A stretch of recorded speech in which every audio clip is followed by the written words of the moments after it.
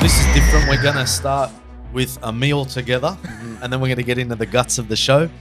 So I may as well just say grace to begin the show. In the name of the Father, the Son, and the Holy Spirit. Amen. Bless us, O Lord, and these are gifts which of thy bounty we're about to receive through Christ our Lord. Amen. Amen. Father, Son, Holy Spirit. Amen. Sahtan, boys. Grace is underrated. Thank the Lord for Manush. Amen. There we go. Is this how they're staying? Is it in the view at all? Can it not be like that? Should we fold it over?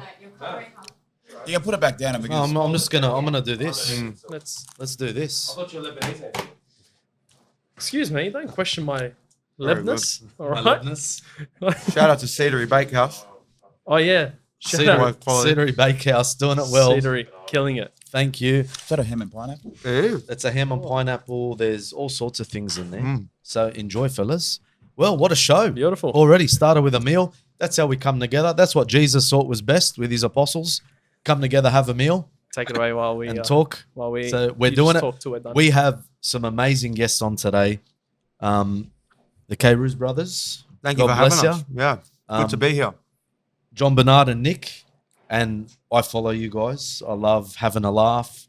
I love what you're doing. I also oftentimes meet your other brother, Pat, in the city. So I've run into him a few times. He's a serious one. And you know, the way I was introduced to him, he's like, "Oh, I'm the other brother." And I said, "Tell me your name." Well, to be fair, that was my name for a bit. So yeah, I'm giving it over to him. I said, "Mate, tell me your name." He said, "Patrick." Mate, you're Patrick Kairouz. All right, but we've got the creative minds on, and he's part of the collaboration and the creativity. I think Patrick's the most creative out of all of us. And he's an integral part. We run every idea by him. Can we make this funnier? Really, and Pat okays everything. He's also the final approval. He's also the lawyer of the family. So consigliere. So he'll keep you out of trouble as well. Pretty much. He's just finished law. So any legality questions that we have, we run by him. Amazing. That'll be helpful for you. Amazing. We've been in some trouble in the past. Yeah. So we just go, Pat, can we? This is all good to put out. Yeah, no worries. Just do that. Beautiful. Yeah. Is that why he went into No, law? we all did something pretty different. Like I did marketing, Nick did finance, Pat's in law, another brother's a builder. So it actually just helps, just convenient. Yeah, that he's a lawyer. That's awesome. Probably get us out of trouble. How good's that?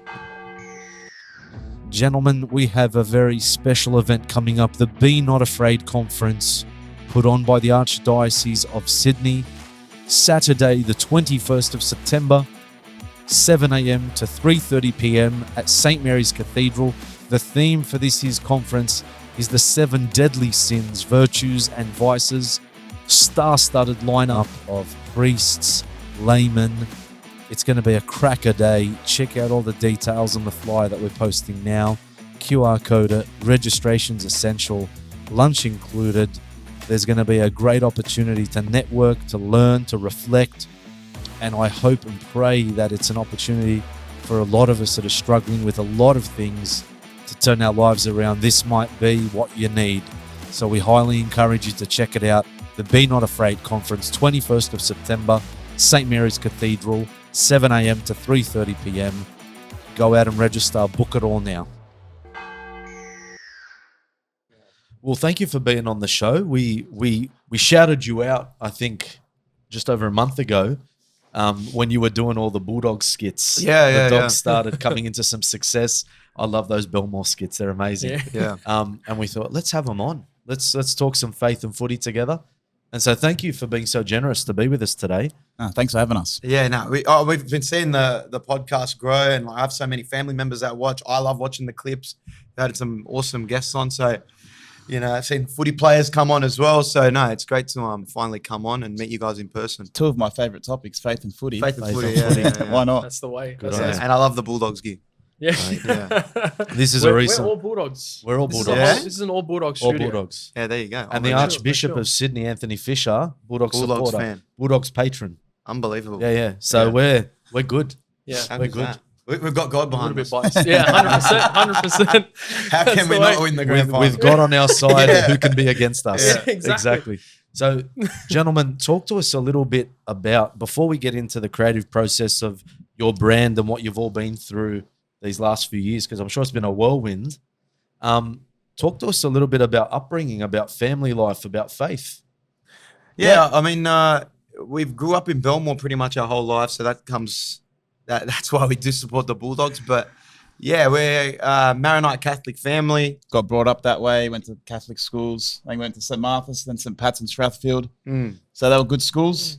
Kind of, kept us, on the straight and narrow for a bit, which was good. And then once we left school, it kind of fell back onto ourselves. But we've always had good families that have kind of steered us in the right direction. Yeah, luckily, very luckily. Our parents are a big part of like our upbringing and our faith. That are always, particularly my mum's always instilling like making sure we're going to church. I think after that like period of school, at least for me personally, I kind of drifted away from the church a little bit, like most people do. And then I think probably COVID. I think right after COVID, I reckon there's been like a rise in people coming back to the church, the youth coming back to the church, and I reckon I got caught up in that a bit. And yeah, we've been going pretty regularly. So it's good to be back. Yeah, amazing. Our parents set such a foundation for us, don't they? And interestingly enough, that was my experience too. After high school, fell away from the faith for many years. So the priesthood might be in your... I don't know. Yeah, I'd like to think so. Maybe, yeah, ultimately. Never say never. God bless you. Yeah. So, all right. So after high school, what happened? Uni, trades, what did we do? He was in marketing. I went into finance. I went to Sydney Uni. He went to UTS, which was a bit lower level. But yeah. Nick is the smartest in the family. Yeah.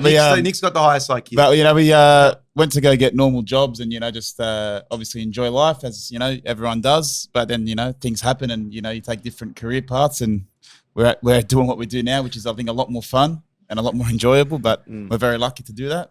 Was that ever on the radar? Did you fall into it? Like, what was that about? How did that all start? There's a scene in Seinfeld where George Costanza and Jerry Seinfeld are talking and they're like, what job's George going to do next after he got fired? And he's like, I like sports. I can work in sports. Like commentary. And then Jerry's like, yeah, but those are usually for like ex-players. Like, you probably can't do that. And we would always have that conversation. Like, we just love sports. We love footy growing up. We really got into our basketball, American sports, big professional wrestling fans, MMA fans. So we always wanted to be sports commentators. I actually really wanted to do journalism going to uni. I just never did it and went into business. And did like a commerce degree. But yeah, it was always on the horizon, whether it was like getting into media, I even like I still had like a Star Now account and wanted to be in like commercials and get into acting and stuff. So that's how I kind of initially started. And then, when TikTok and Instagram started pushing out, creators, I thought I'd jump on early and try and be a part of that craze and, probably got in early enough, luckily. And to be fair, for my brother, anyone that says he's going to work an office job, they'd be wrong. Everyone knew like an office job's just not for him. So yeah, I did accounting. I wasn't, it's not for me. I lasted about a couple of months in there. I was bookkeeping and yeah, probably went the way of the dentist and said, I don't want to do this anymore. But yeah, so I was quickly out of that. And yeah, I worked a marketing role for a bit. And I enjoyed it. I can work an office job, but I was doing a lot of stuff on the side, outside of it, TikToks, Instagram, until we kind of made it our full-time thing. And what was some of the first content that you released? Well, I was in a group called The Forecast, and it was actually before COVID. It was like a live sketch comedy group with a couple of guys from school, and we were doing some sketches. And some of those sketches we put out online.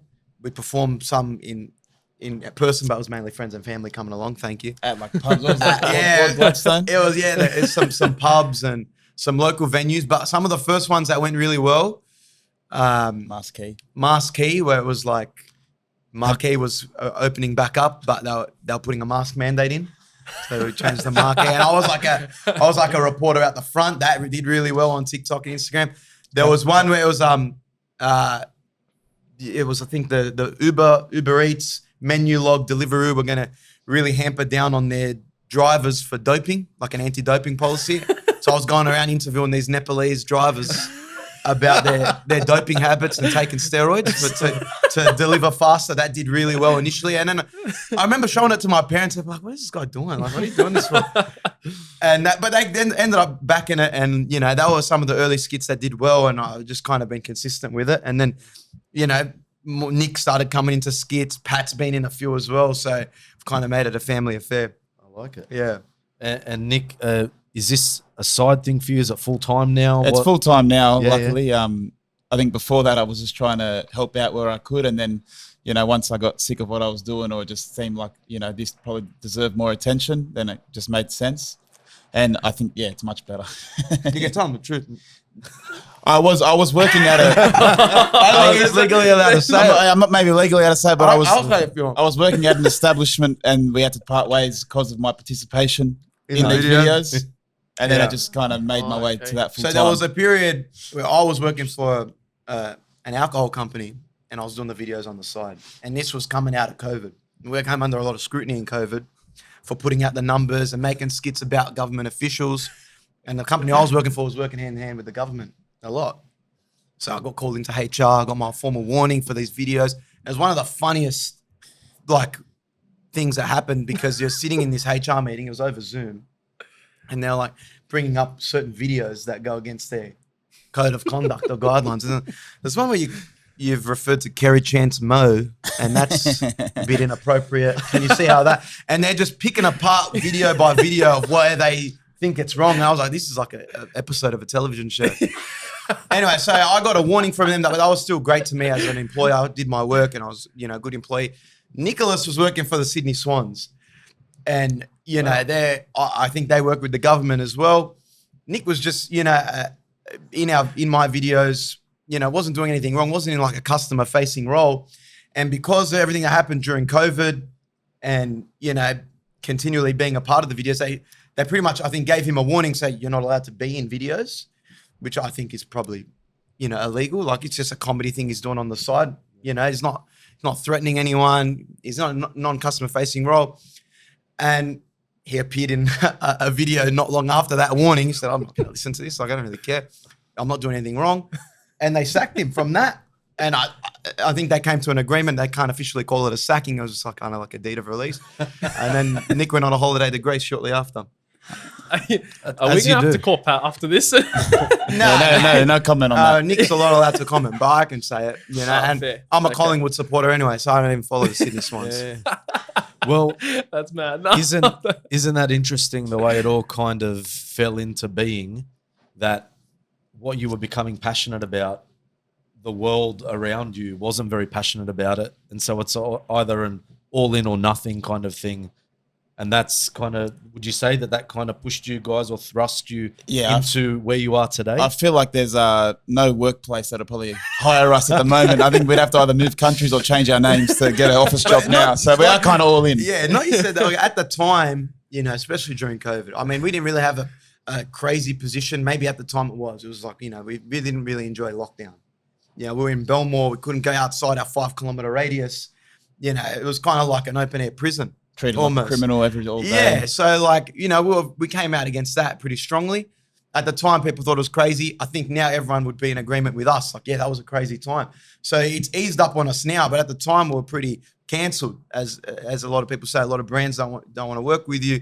People think you're crazy. You got these crazy views, and you're so controversial. But really, I don't think we're that controversial. And I think people just kind of catch up.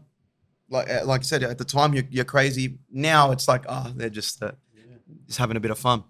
I think we're at the point, there's a saint, I think, who said, I could be very wrong about it being a saint, but someone who said that there's going to come a time, it was in regards to the faith, but there's going to come a time where those who were normal calling other people crazy are going to be the ones being called crazy. Yeah. And so the basically what genuinely is crazy, psycho, Yeah.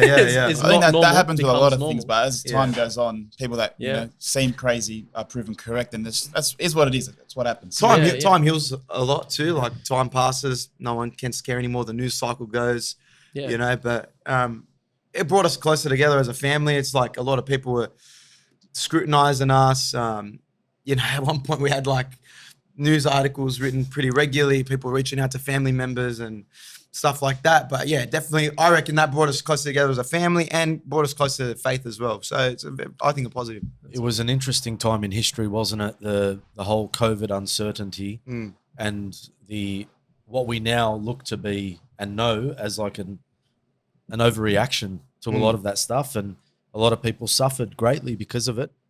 While we're on the topic of COVID, I start to see this head pop up on the news, and he's correctly predicting COVID cases, and I have to admit, I was looking forward to your releases as and when they were coming out. And then when it became so controversial, I thought, what is society's problem? Like, what harm could there be in you giving COVID case numbers a few hours before the doctor had to, or the premier had to? A few hours before, Father, the night before. The night we before. were very downplay it. Yeah. And I was like, people are having a laugh. People are enjoying what you're doing. And there's another side of society that got annoyed with what you were doing. Can you talk us through what that was all about?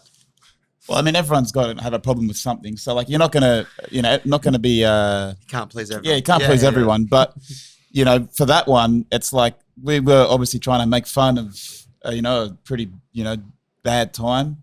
And then people just see it as us making fun of people dying or people getting sick, which I can understand their position on that. But, like, with everyone in that situation, just try and have a laugh, put a smile on each other's faces. Everyone was just so used to getting it from, like, a government source. And even to this day, people come up to us and say, this COVID guy, even now, we're like 3 years removed. And I think it was such a fun time. Like, we were looking forward to putting it out. We wanted to get it right. We would stand in front of the TV when she would say it and just, what's the next number? Because we still kind of guessed, or we still kind of... It was a prediction. I mean, there was a mathematical formula that went into it. I saw that formula and it gave me anxiety because I hated maths at school. Oh, really? And that formula, I just saw it on the board. I'm like, these boys, they're smart. They're onto something. Yeah, it was a very fun time. It went for about a week, but I think what ultimately really turned a lot of people against it was right off the back of that, we went to that first anti-lockdown protest. And, you've been on TV for such a week and you're getting all this media attention. And then you show up at an event where they get scrutinized by the media. And we were like, that was my first time really, I think, even as a family, because we were together at that. And, a lot of people coming up, taking photos with us. And I've never experienced anything like that. And someone ended up handing us the mic at the end of the event, or like where everyone was kind of congregated. And we just said something that was kind of comedic. And that really was what set off the, police getting involved and stuff like that. So from something that was so fun and, we were enjoying it, really turned into like a, you became like a figure that was this anti-lockdown person or anti-government person, which wasn't really the case. We weren't. But, we kind of got painted that way. But objectively, like, if you were to even look back at it, hindsight or not, just predicting a case number or saying it, nothing wrong with it. Shouldn't have been that crazy. People that had a problem with it, I think that's, they've obviously got bigger issues. And we were at the protest at the time, and Nick and I, we were debating the night before, should we even go to this thing? We were like, why not? We didn't think we were gonna go up and talk. Not a big protest person. We're not really. But we went. And when we got to the top and we were using the megaphone, and there was like thousands of people there. I mean, the media said there was a couple hundred. I think there was at least 20,000, if I'm being honest, from what I saw. And like, we were wearing wrestling shirts at the time. I was like, Nick, we're cutting a promo. This is like WrestleMania. Like, you got a sea of people. Got a live crowd. We've got a live crowd. Whatever I say, they're going to go nuts. And it was just funny. You look back on it now, everyone thought it was crazy at the time, but again, like looking back on it, I don't regret it. You probably learned from it, and it was pretty funny. What I love about this, about the way you speak about it now, about the way you were when media was coming up to you and they were asking you questions after the court hearings and stuff, and you were just cracking jokes. It's like, it's just so carefree. It would burn them so much more that you're not affected by it, and you're just making more jokes out of it, and you're so carefree. Yeah, I love that. I think that was we would always go to a court hearing or something like that, and say, how can we make the most of this? I mean, financially it was probably a little bit stressful, but again, like it was all in good fun. We had a laugh with it, and I wouldn't change anything. Yeah, that's the best. That's just on wrestling. Wrestling, is there potential? I don't know. Is there a chance we potentially see you boys in the ring one Well, day? that's the goal. I mean, Yeah. I don't train for nothing. I keep my body in good shape so that one day I get the call up, I'm ready. I mean, there's a lot of presenters that we look up to. Pat McAfee being one Yep.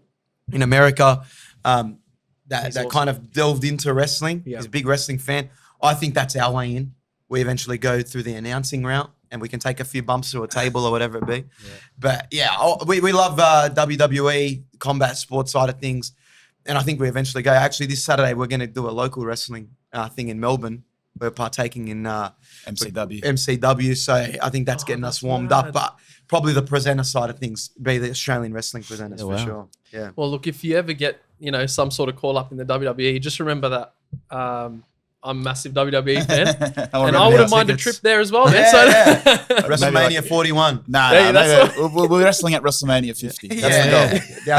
And if the wrestlers ever need a chaplain, I'm very happy to. Mate, you find a lot of wrestlers. One more recently, Chad Gable. I don't know if you know.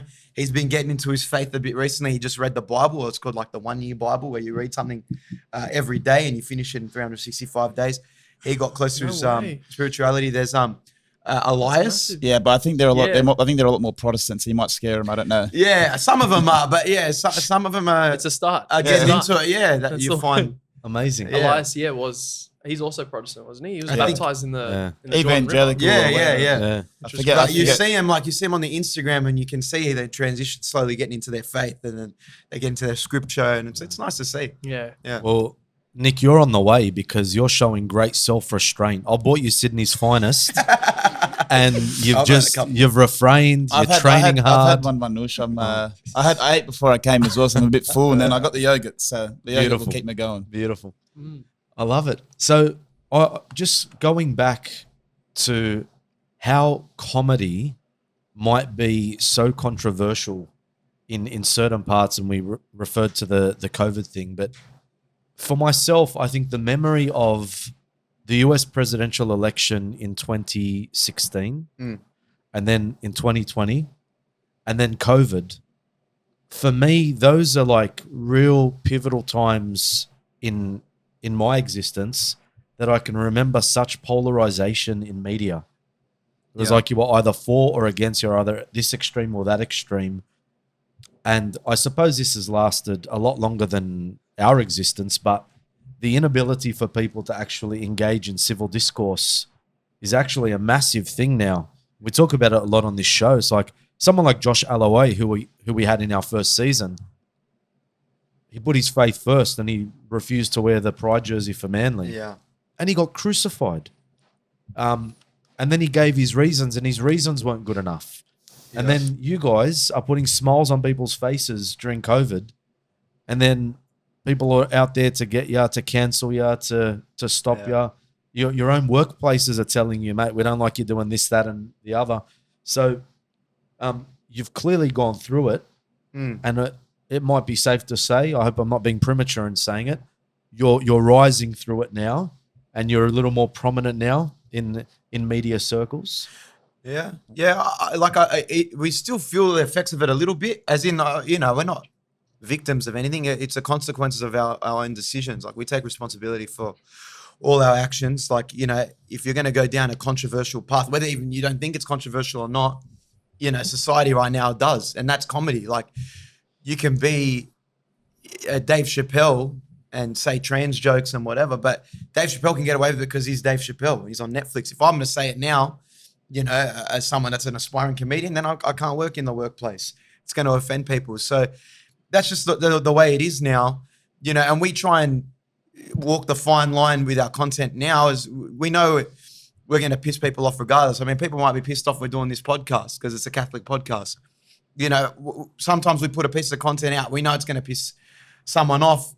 It's just about doing it, finding that fine line of comedy. It's funny, you've done that well, and you don't piss anyone off too bad. But, ultimately, funny's funny. Yep. You got to, if you're trying to be a comedian, and for us, it's content creators. I'm probably not like a stand-up comedian in the conventional sense, but Nick and I sometimes, if it's funny, we're just going to put it out. Like, we did a bit the other day about a gay guy talking about how, you're not a true gay guy if you have an iPhone. If you don't have an iPhone. Yeah. So we stitched that and went straight to the Samsung store and went to the Samsung lady and said, I need a new phone. Like, I'm looking for a new phone. That did 50 million views. Yeah. Some people might not get offended to that. Nick and I found that really funny. It was a funny thing to stitch, and we put it out. That might get us backlash with a few brands or whatever, but at the end of the day, you know, we find it funny, and we're not in a position to be like, we might lose this opportunity with someone. You know, if that's going to be, we know if a brand wants to work with us, they'll work with us because they know what they're going to get. We're going to push the envelope a bit and have some fun with it. Yeah, so, but you're spot on about the civil discourse. Like, you can't have a conversation with someone that has opposing views to you without them getting angry. And it goes on both sides. You know, people aren't accepting of their views, they're not accepting of my views, whatever it is. But that's just the way society is. I know that Manly pride jersey thing, like for someone that's, you know, religious to say, you know, this goes against my religion, that should be something that, you know, is accepted by probably other faiths, whether it's, you know, Muslim players said that or something like that. Yeah. So I think maybe Catholic or, you know, Christian players maybe get, you know, they probably get scrutinized a bit more, but it's just the way it is. And that's, you know, I think they just got to deal with it as best they can. Yeah, I mean, if Sonny Bill, like, you know, he's been pumping out the content recently, I'm sure if he was playing now, he'd probably refuse the jersey as well. But yeah, it's just the product of today's environment, and, you know, hopefully it changes. Yeah, I think it's changing. Vince Vaughn came out recently. He's one of my favorite actors, and he said, you know, you're probably going to find people are going to push the envelope a little bit more because people are getting sick of just cookie cutter safe content. So, you know, I think it is changing. Yeah. I want to ask a question on your content. Maybe even a little bit of a challenge. We were speaking a little bit about it before the podcast. We had Anthony Salome on the podcast last year, and he was speaking about how when he started to take his faith more seriously, he started to sort of remove his more crude sort of jokes. Yeah. And you guys obviously take your faith seriously. You've spoken about it. So here's my, sorry to put you on the spot. No. But there are, you know, you have a few videos where there might be like something crude in there, or how do you, where's the thought process? How do you balance it? We're constantly arguing about this because in the house, yeah, it's hard sometimes because, again, I might find something funny, but then that might be seen as crude. So it's hard to kind of juggle between it. I think what maybe we've kind of settled on is if you can see where it can be crude, then it is crude, so just don't do it. Yeah, I think Pints put out something recently, and Pat, my brother, sent it to me. It was like, if it's something that is, you know, degenerate, you know, don't even give it the time of day, and don't even even show it in despair. Like, this is terrible. Just don't give it any air. And that, I think he was quoting like a saint that said that that's the true test of like a integrity of a man or something like that. And it's hard because, yeah, I mean, like I said, me personally, and Nick's probably been a bit stronger than me, but getting back into the faith and learning a bit more. There's so much that I probably didn't know that I probably should have been taught or understood better at school. Like, even simple things like going to confession before getting communion. Like, you got to be in a state of grace and stuff like that. You know, I didn't know that. And it's even simple things, and like how important the sacraments are. Like, I've probably never gone to confession as much as I have this past like 6 months to a year, and how important that is. But then on the topic of that, you know, I realize now, like, I got a lot of kids that come up and take photos with us, and kids watching. So, and Patrick's always keeping us in line. Like, when he sees a kid take a photo with us, it's like, he's watching your stuff. Like, he can't be. And we've done some stuff where it's like, we're probably showing an OnlyFans model as the start of a video and then mocking her, you know, and or like even including Data in that and mocking that. And like, if Data is mocking that, or if Data was to do that, and that can even be bad in itself because, you know, we're driving traffic to this woman probably. Even if it's not on even purpose, if it's not intentional, but that's the same thing as like we're mocking this, but that could even be someone detrimental. Could see it and then go follow her. So as more lately, and I know we've probably done that in the past, but more lately we've tried to steer away from that and probably had a more of a positive message through comedy and through our videos. But yeah, it's a fine line, and it's hard. It's like, can you be funny in doing that? Can we mock something? So we haven't exactly found the answer for that yet. Yeah, but we're still working through it. I'd like to say that we try to provide a positive message through most of our content, try and keep it 100%. light and funny. But yeah, there's instances, there's probably a lot of regretful videos that we've put out. And then also swearing's a big one as well. Like sometimes it enhances a bit in a video where you swear, like to show your emotion, or like how would your grandmother react, or an old ethnic react. You know, and we use it from time to time. We might beep it out. But yeah, it's something that we probably wouldn't have thought about 2 years ago, but definitely are thinking about a lot more in videos. I love the evolution of the process. Yeah. It's like it really goes to show the way you guys think about things, and you're not basically boxing yourselves in. There's room for growth. There's room for greater creativity. Like with satire, it's one of those things where you can just, there's such a wide variety for creativity. Does it need to have this level of crude in it, or doesn't it?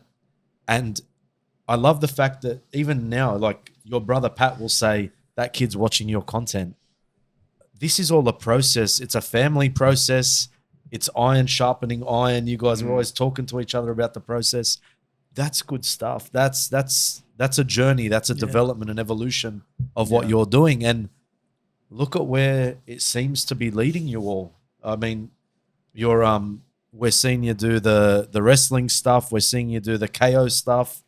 You're interviewing UFC superstars. You're interviewing boxers. Like things seem to be moving along. Yeah.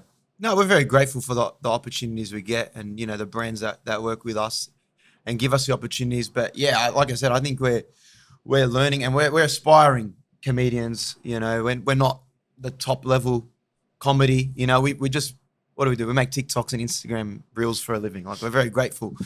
And at the moment, and we realize that can change going forward. So, you know, we make the most of it, and I think we'll continue to learn. But we enjoy the process, and, you know, who knows where it can take us. So can I just ask quickly, the exposure you guys are getting now, how do you end up with a KO microphone in your hand? Like, what happened? How? We're massive sports fans, like we said before. And, you know, we started obviously with rugby league when we were younger. Then as we got older, basketball, NFL, boxing, UFC. So it just kind of naturally just goes into that. I mean, KO reaches out, they, you know, see the platform, they want to utilize it, and it's mutually beneficial. We love the UFC. We want to talk to the fighters, and, you know, we have the platform to do it, and we utilize it well. Yeah, our platform's grown, so that helps us a lot. But initially it started off as, you know, the Tim Zoo's boxing in Australia, in Sydney. And we would see KO would engage with a lot of other content creators and not us. And we were probably disheartened a bit by it, because UFC Perth. Yeah, there was a UFC Perth that they didn't invite us to, and they had a lot of other creators there. And they can do whatever they want. Like, we're not, as much as disheartened, it's just like, it's like we would like to do it because it's content we'd like to make. Yeah, we were making that style of content. We were going to sporting events, and we were making content at sporting events. We did the World Cup by ourselves. You know, we engaged with a sponsor and said, hey, send us there and we can do this on the ground. And that was kind of like a portfolio for other brands to see. So we had to go do that ourselves. We had to go cover events by ourselves, create skits on the road by ourselves to show these brands that we could do it. You know, we saw KO and UFC Perth. We met one of the guys in their marketing team, and he kind of said to us, like, you know, we want to work with you guys, but a lot of the guys in the company don't like you. Like, no, not that they don't like you. It's just like and they're not necessarily KO. Foxtel Group's a big company. Yeah. If we had a stigma, obviously, coming out of COVID, of being controversial, so people were just maybe scared to work with us for sure. So when they reached out about a Tim Zoo opportunity to cover it, and said, look, we're not going to pay you anything, just like we can give you access, and we went. We made as many videos as we can. We interviewed some of the boxers. We made a skit with one of the boxers. And, you know, we performed better than a lot of the other creators, and they saw that. And then that rolled into UFC, and our performance really showed. I think we're the largest sports content creator in Australia, across sports, rugby league, UFC, wrestling, basketball. We've done even EPL football content. So as a general sports, we've even gone to the NFL, covered games at the NBA, we've done the NBA finals. So, you know, we had to definitely put a portfolio together and show brands that we can do this. This is what we want to do, and we enjoy doing it. and it's kind of worked out for the better. We have a really good relationship with KO now. I'm very lucky that they work with us. Yeah. They've been great towards And us. they give us a lot of opportunities, Yeah. and I think they see the numbers do well. And we've approached them to do, a long-term deal where we cover certain events. And, I think we've kind of carved out our niche for sports content creation for Aussie media. And it started with just a bit of exposure. We're not going to pay you, but have some access. And so you guys have to, Gotta on prove your own yourself, coin, you yeah. got to Yeah. prove yourself. Yeah, and we've done that with a couple of other brands too. And like I said, we're probably getting to a point now where we've solidified ourselves as very professional to work with some brands. And, we like to push the envelope a bit, and working with marketing teams is hard because we want to try and make stuff as funny as possible. So we're sending them versions where we're pushing the envelope. And this is just brands in general. Like, can you take that out? And that's the parameters that you have to work with. But we definitely do enjoy when we can come up with our own idea and we go to events ourselves and do our own stuff, because that's when we're definitely the most authentic. Yeah. Have you ever been annoyed by one of these larger brands kind of disrupting the creative process? Oh, definitely. Every Every creator has that. You same can issue. look it up on TikTok, and people will Yeah. say like, oh, they give you a brief. We want you to do your thing, make it funny. Then you provide a video, and they'll be like, oh no, can you cut this and do this? Cut And it's 20 seconds off it and make it funnier, but don't say this. But it is. But It's- you gotta it's their understand, brand, that's so- their brand. Like, there's a lot of goodwill behind brands, and they don't want it to be affected. It only takes one bad video for a brand to be, Losing in the stock news for price. something, and Yeah. the stock price to go down. Like, and that's one thing. Cancel culture is a big thing, and I've probably seen it from our end ourselves of being scrutinized for one thing, but I even see like a lot of Christians do it as well, where we're going after a brand that has said something about, and there's comedians that make Christian jokes that people don't find, or that people find really offensive. Like there was that one at Enmore Theatre where that that trans guy was making a joke about Jesus being nailed and stuff like that, and rightly so. Like but comedy's pretty objective, and I think where we sit on that is like, if we don't like cancel culture ourselves, I don't think we should probably be doing the cancelling as well. There's one thing about blasphemy for sure, but like something as simple as like an ice cream flavor, and people really got the shits at that. But, and people calling for cancellations, like, I don't like it when it's done to us. Yep.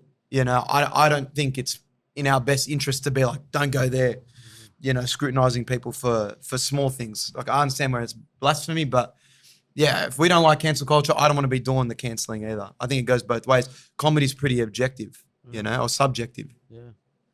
That touches on something that, to be honest, I've grown pretty passionate about, and it's probably more on the unpopular side, especially with us Middle Eastern hotheads. Yeah. But it's exactly that. Is like, just we expect everyone else to have a laugh when we say mock. Like, no, it wasn't even a mockery with that one of the gays and the iPhones or whatever. Yeah. Like, it's a joke, have a laugh, whatever. Yeah. Then something like an ice cream flavor, like, okay, maybe you did get offended. Maybe one person. Yeah, I don't think you but should be campaigning for people to go leave Google reviews and stuff like that, because at the end of the day, you're affecting people's livelihoods, the employees that are there and stuff like that. And that's an instance, for example, like, with our platform, we probably get hit up. How come you're not standing up for your faith a lot? And like as an example like that, I'm not probably the most We're not the most perfect example of how to be a Christian. So a lot of people got to look at themselves first before calling for cancellations and stuff like that. And I'm all for standing up for your faith, especially like with stuff like the Olympics and stuff. But, you got to call it out, because other groups will call transgressions done to them. But I think it's got to come from a place of like, it's got to be equal, and we shouldn't be consistently like cancel this, cancel that, because that's what we're sick of as a society, I think. Yeah, we're meant to be standing up for Christianity the way Christians should be standing up for Christianity. Yeah. You don't just do it the way everyone else is doing it. Yep. So we don't just copy the cancellations because we've been getting Well, cancelled. like for example, when that Bishop Murray got attacked, the Christian way to respond is to forgive the person that attacked him. I know it's understandable. Your emotions are high. You can do something stupid. But anyone that was campaigning otherwise to not forgive him, like that was the appropriate Christian response. And that's the way you got to be. Yeah, that's right. That's right. It's funny during, and I'm only bringing this up because we've spoken about it, but during COVID, for example, we had the closure of churches, but there were still strip clubs open and brothels, and like this was a really weird time in history. And I remember so many people coming out and saying, I wasn't a priest at the time, I was still in training. Yeah. How can they close our churches? How can they do this? And people started getting very heated about all of that. And then I still remember, just for myself, the most logical thing was to say, well, okay, it's all right to be angry that churches are closed, but how often do you visit those churches? Yeah. Like, are you going to mass every Sunday to be that appalled that churches are closed? Because I said, as soon as the doors opened up, when all the lockdowns were over, I said, if every Catholic church in Sydney is not standing room only, then what is it for? That's exactly right. I think I was probably one of those people that was very angry that churches were closed during that time. I like to think I try and go every week. And, you know, once they were open, I went and attended. But it's true. If you're not going to be self-reflective at yourself first, then you can't really call anything out, which I think is, again, as a Christian Catholic way to think. It's, you know, make sure that yourself is actually prepared for any backlash if you're going to speak out against something. Yeah. I probably only brought that up because, you know, in those instances, whether it's like the war in the Middle East or, you know, cancellation of a comedian or whatever it be, you know, I get inundated with messages sometimes, and Nick as well, of like, how come you're not doing this? Why aren't you doing this? And yeah, I feel like it's on us to be better Christians ourselves first before you know, calling telling out people what to do. telling people what to do. Yeah, and honestly, our page is definitely just very comedic. Like I don't think it would fit in me telling it, you know, and we've been passionate about certain subjects before, but even when we were like lockdown, for example, we kept it funny. Yeah. Like I wasn't putting out like we even like drafted a message up as from the office of the People's Premier after, you know, we got kind of arrested. And that you were. So, you know, our page has always been comedic, and I think I brought up an example to you guys off camera, but like we did a Catholic skit once, you know, about like Christian monopoly or like the monopoly with the disciples. And, you know, I think a lot of Catholic priests got it. You know, Father Sam French commented on it, and he said it was a good skit. But a lot of general Christians, some family members, some friends were like, well, how could you put this up? You're mocking the faith. And I was like, it's not a mockery. We're referring to instances in the Bible that are very funny, like, you know, Judas betraying Jesus. You know, we didn't depict Jesus in it, but, you know, Thomas doubting, someone rolling a double.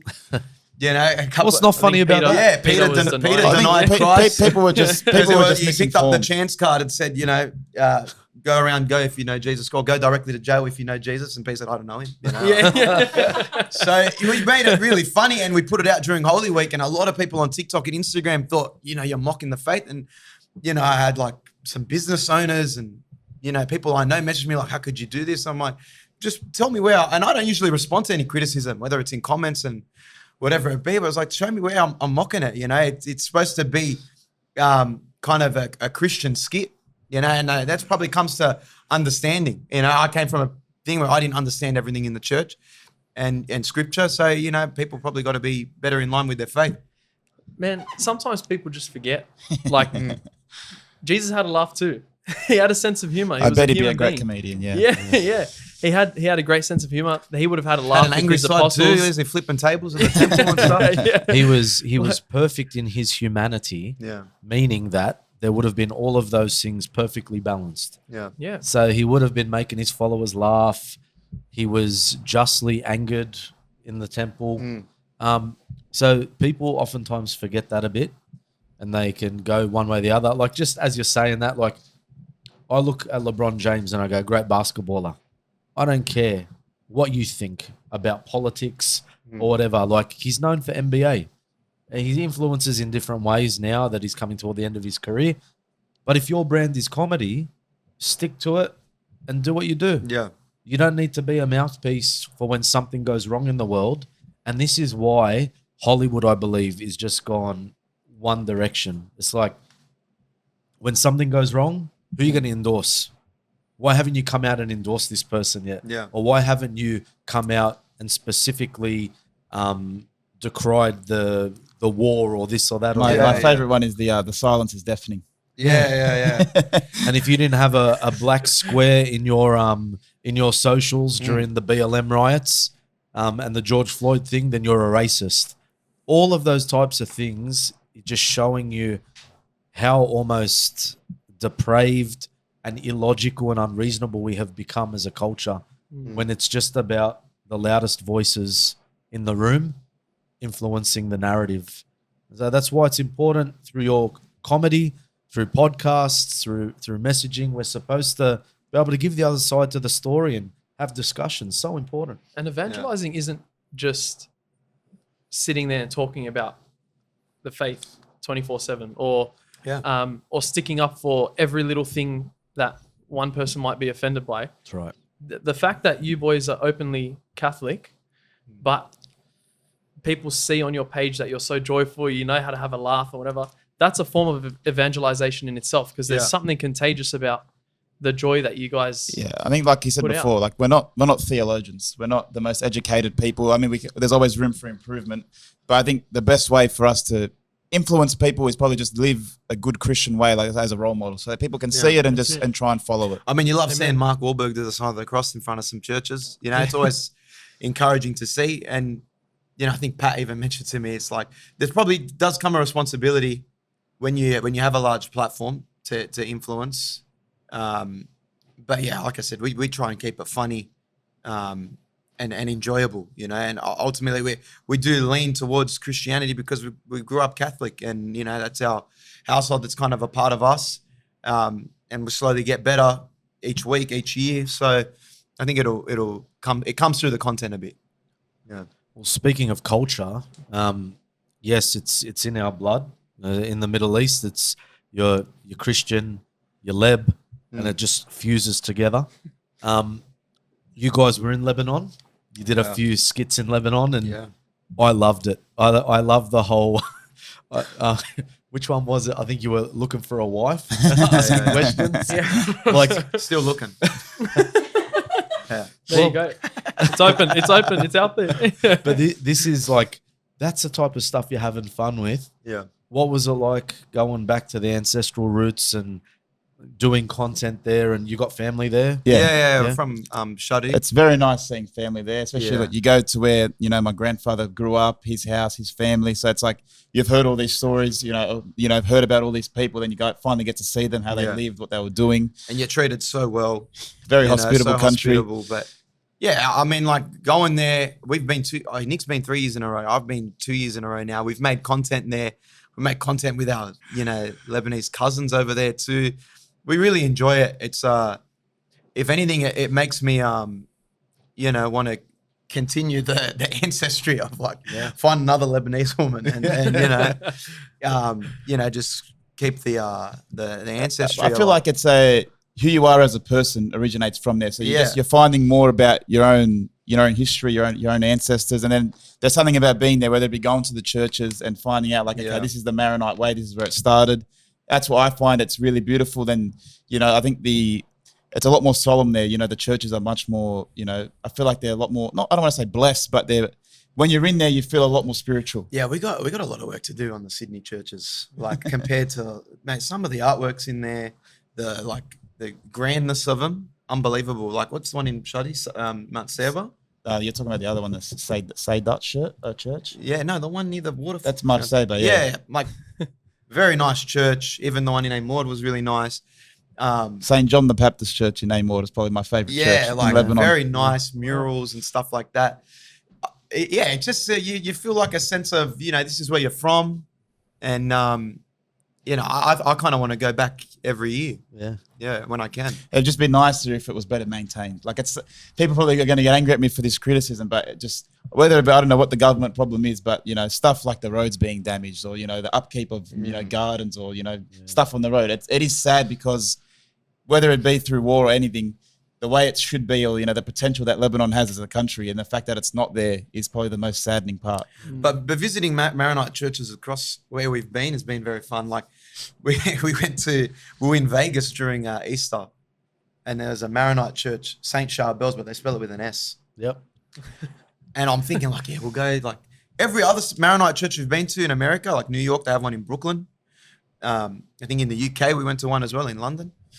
But we went to one in the US, in Vegas, and I'm thinking like there'll be Lebos there because there has been everywhere else, like UK Lebos when we went. Lebanese diaspora is very large. Yeah. People everywhere. We went to this one in Las Vegas, all Filipinos at this Maronite church. Yeah. And like, it was so funny to see. Like there was like a couple of Lebs, and it was just funny that they there's like this St. Charbel parish in Las Vegas, like 20 minutes away, 30 minutes away from the Strip, is like full of Filipino churchgoers, and it was funny to see. Like, but yeah, we've been to a few churches around the world, and it's crazy how much the Maronite church spans.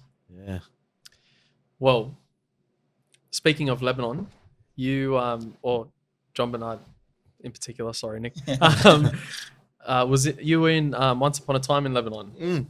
That show, that was awesome. Firstly, I didn't know you were going to be there. It was just a surprise, like puts the newspaper down, like a cameo appearance. yeah, cameo appearance. Nah, yeah, I was one of the characters in that show, and that was Rob Shahidi and Tahir, like and Anthony as well. They wrote it.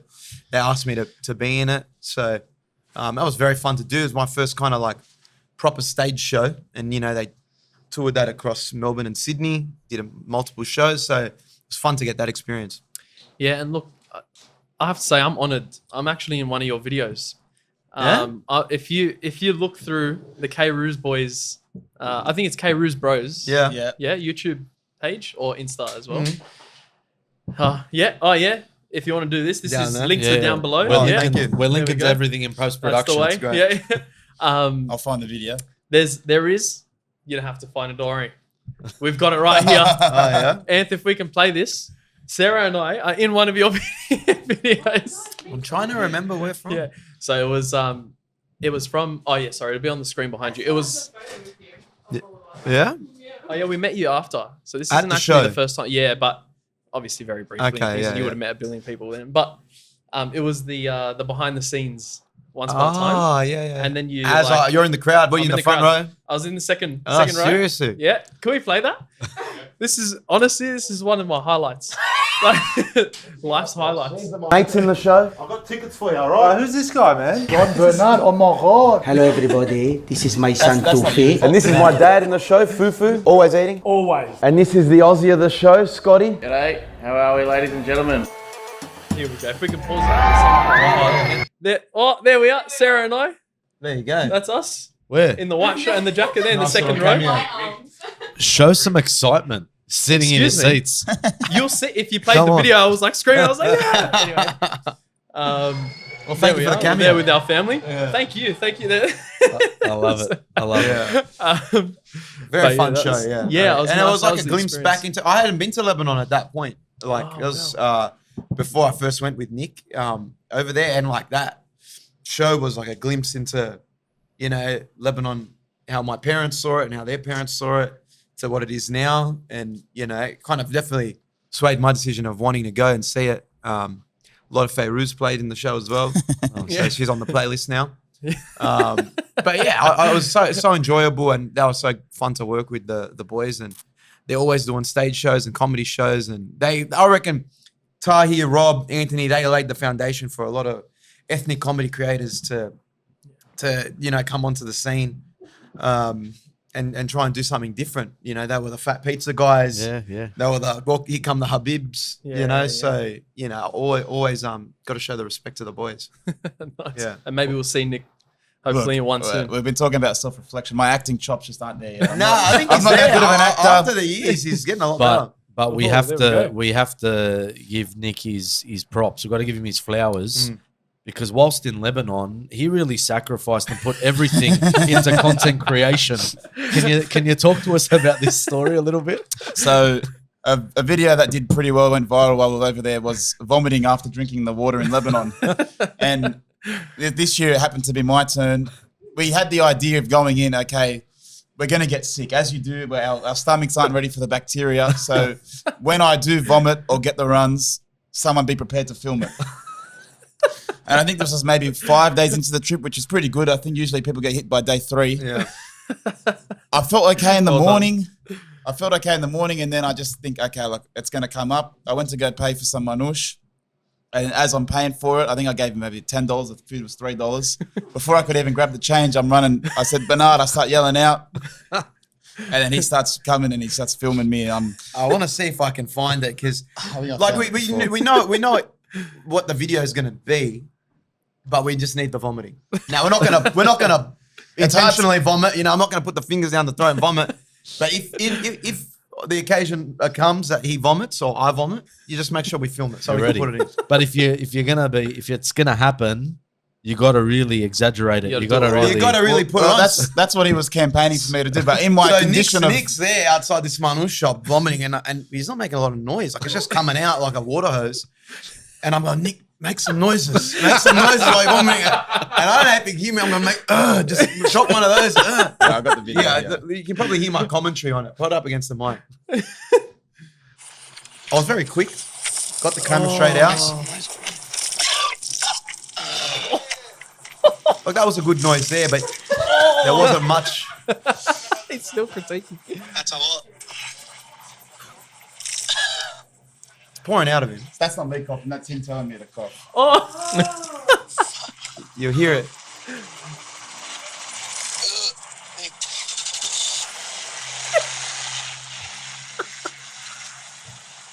Because he goes again. Should send him this video.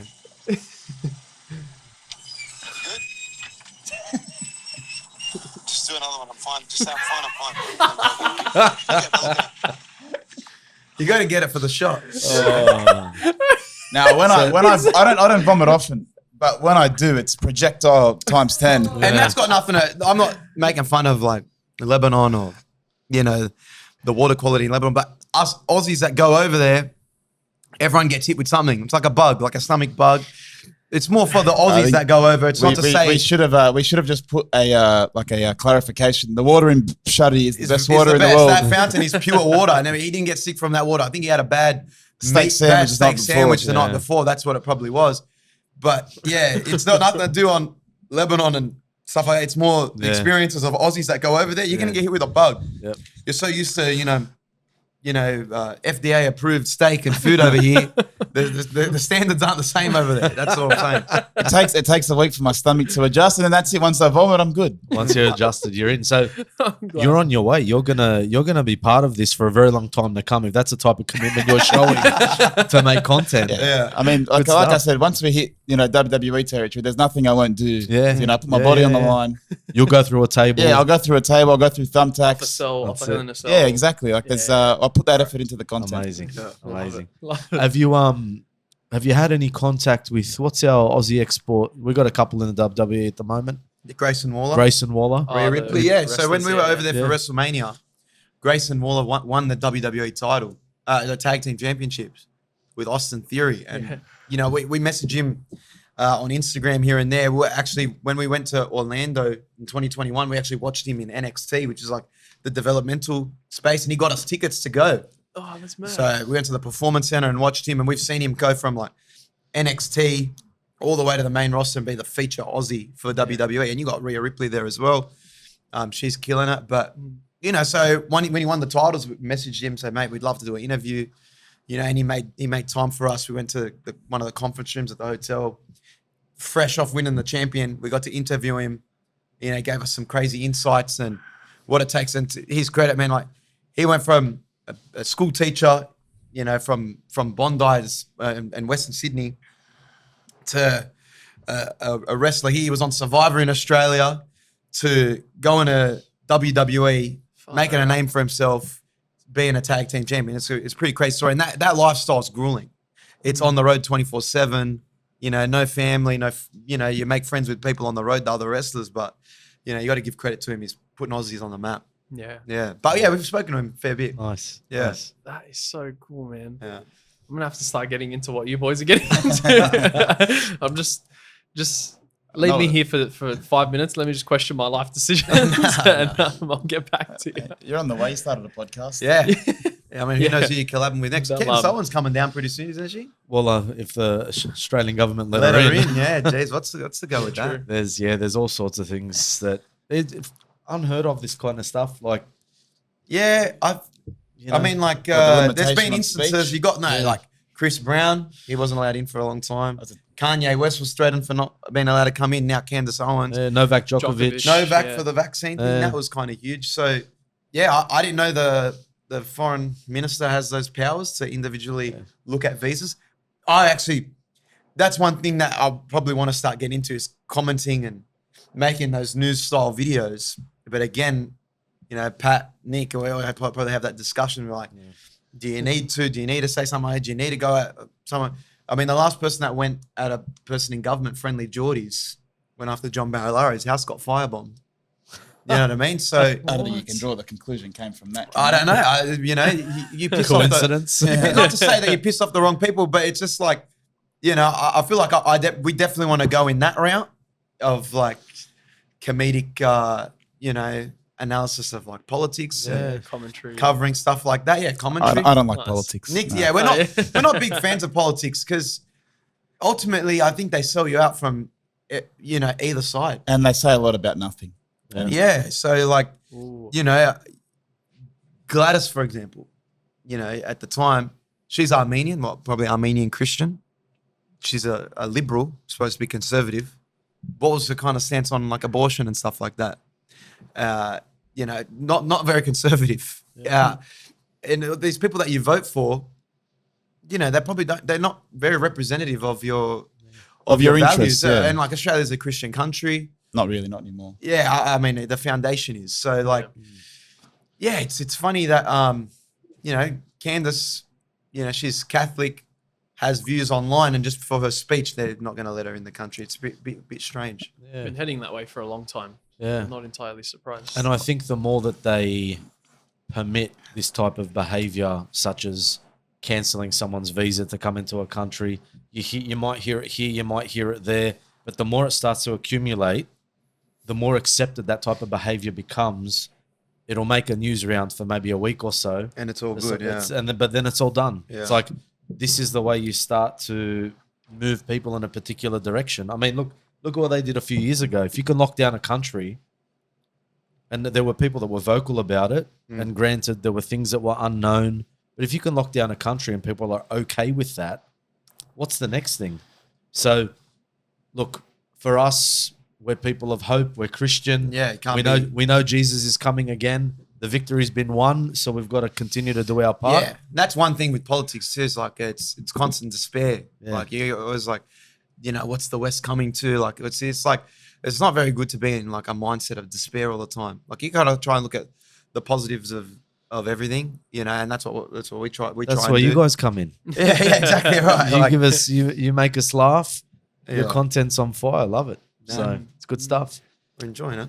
How about we talk about some footy? Let's get into footy. Let's talk about You some boys happy footy. We got to talk about footy? some footy. I mean, think not this- after last week. I would maybe like to Yeah, get quiet let's about just that. ignore that. No Belmore post for that one. Yeah, we had to leave. We left the game a bit early. Well, there's an idea for a post. Go to Belmore and just hear crickets. Yeah, seriously. Is it true that some people were getting fined and stuff for the Belmore? I don't know. like, Not the that atmosphere, I've people on the heard streets of, and stuff? but I mean, I think they started to celebrate a bit I early. heard so- it. we were Yeah. there last week after who'd they beat? The Warriors?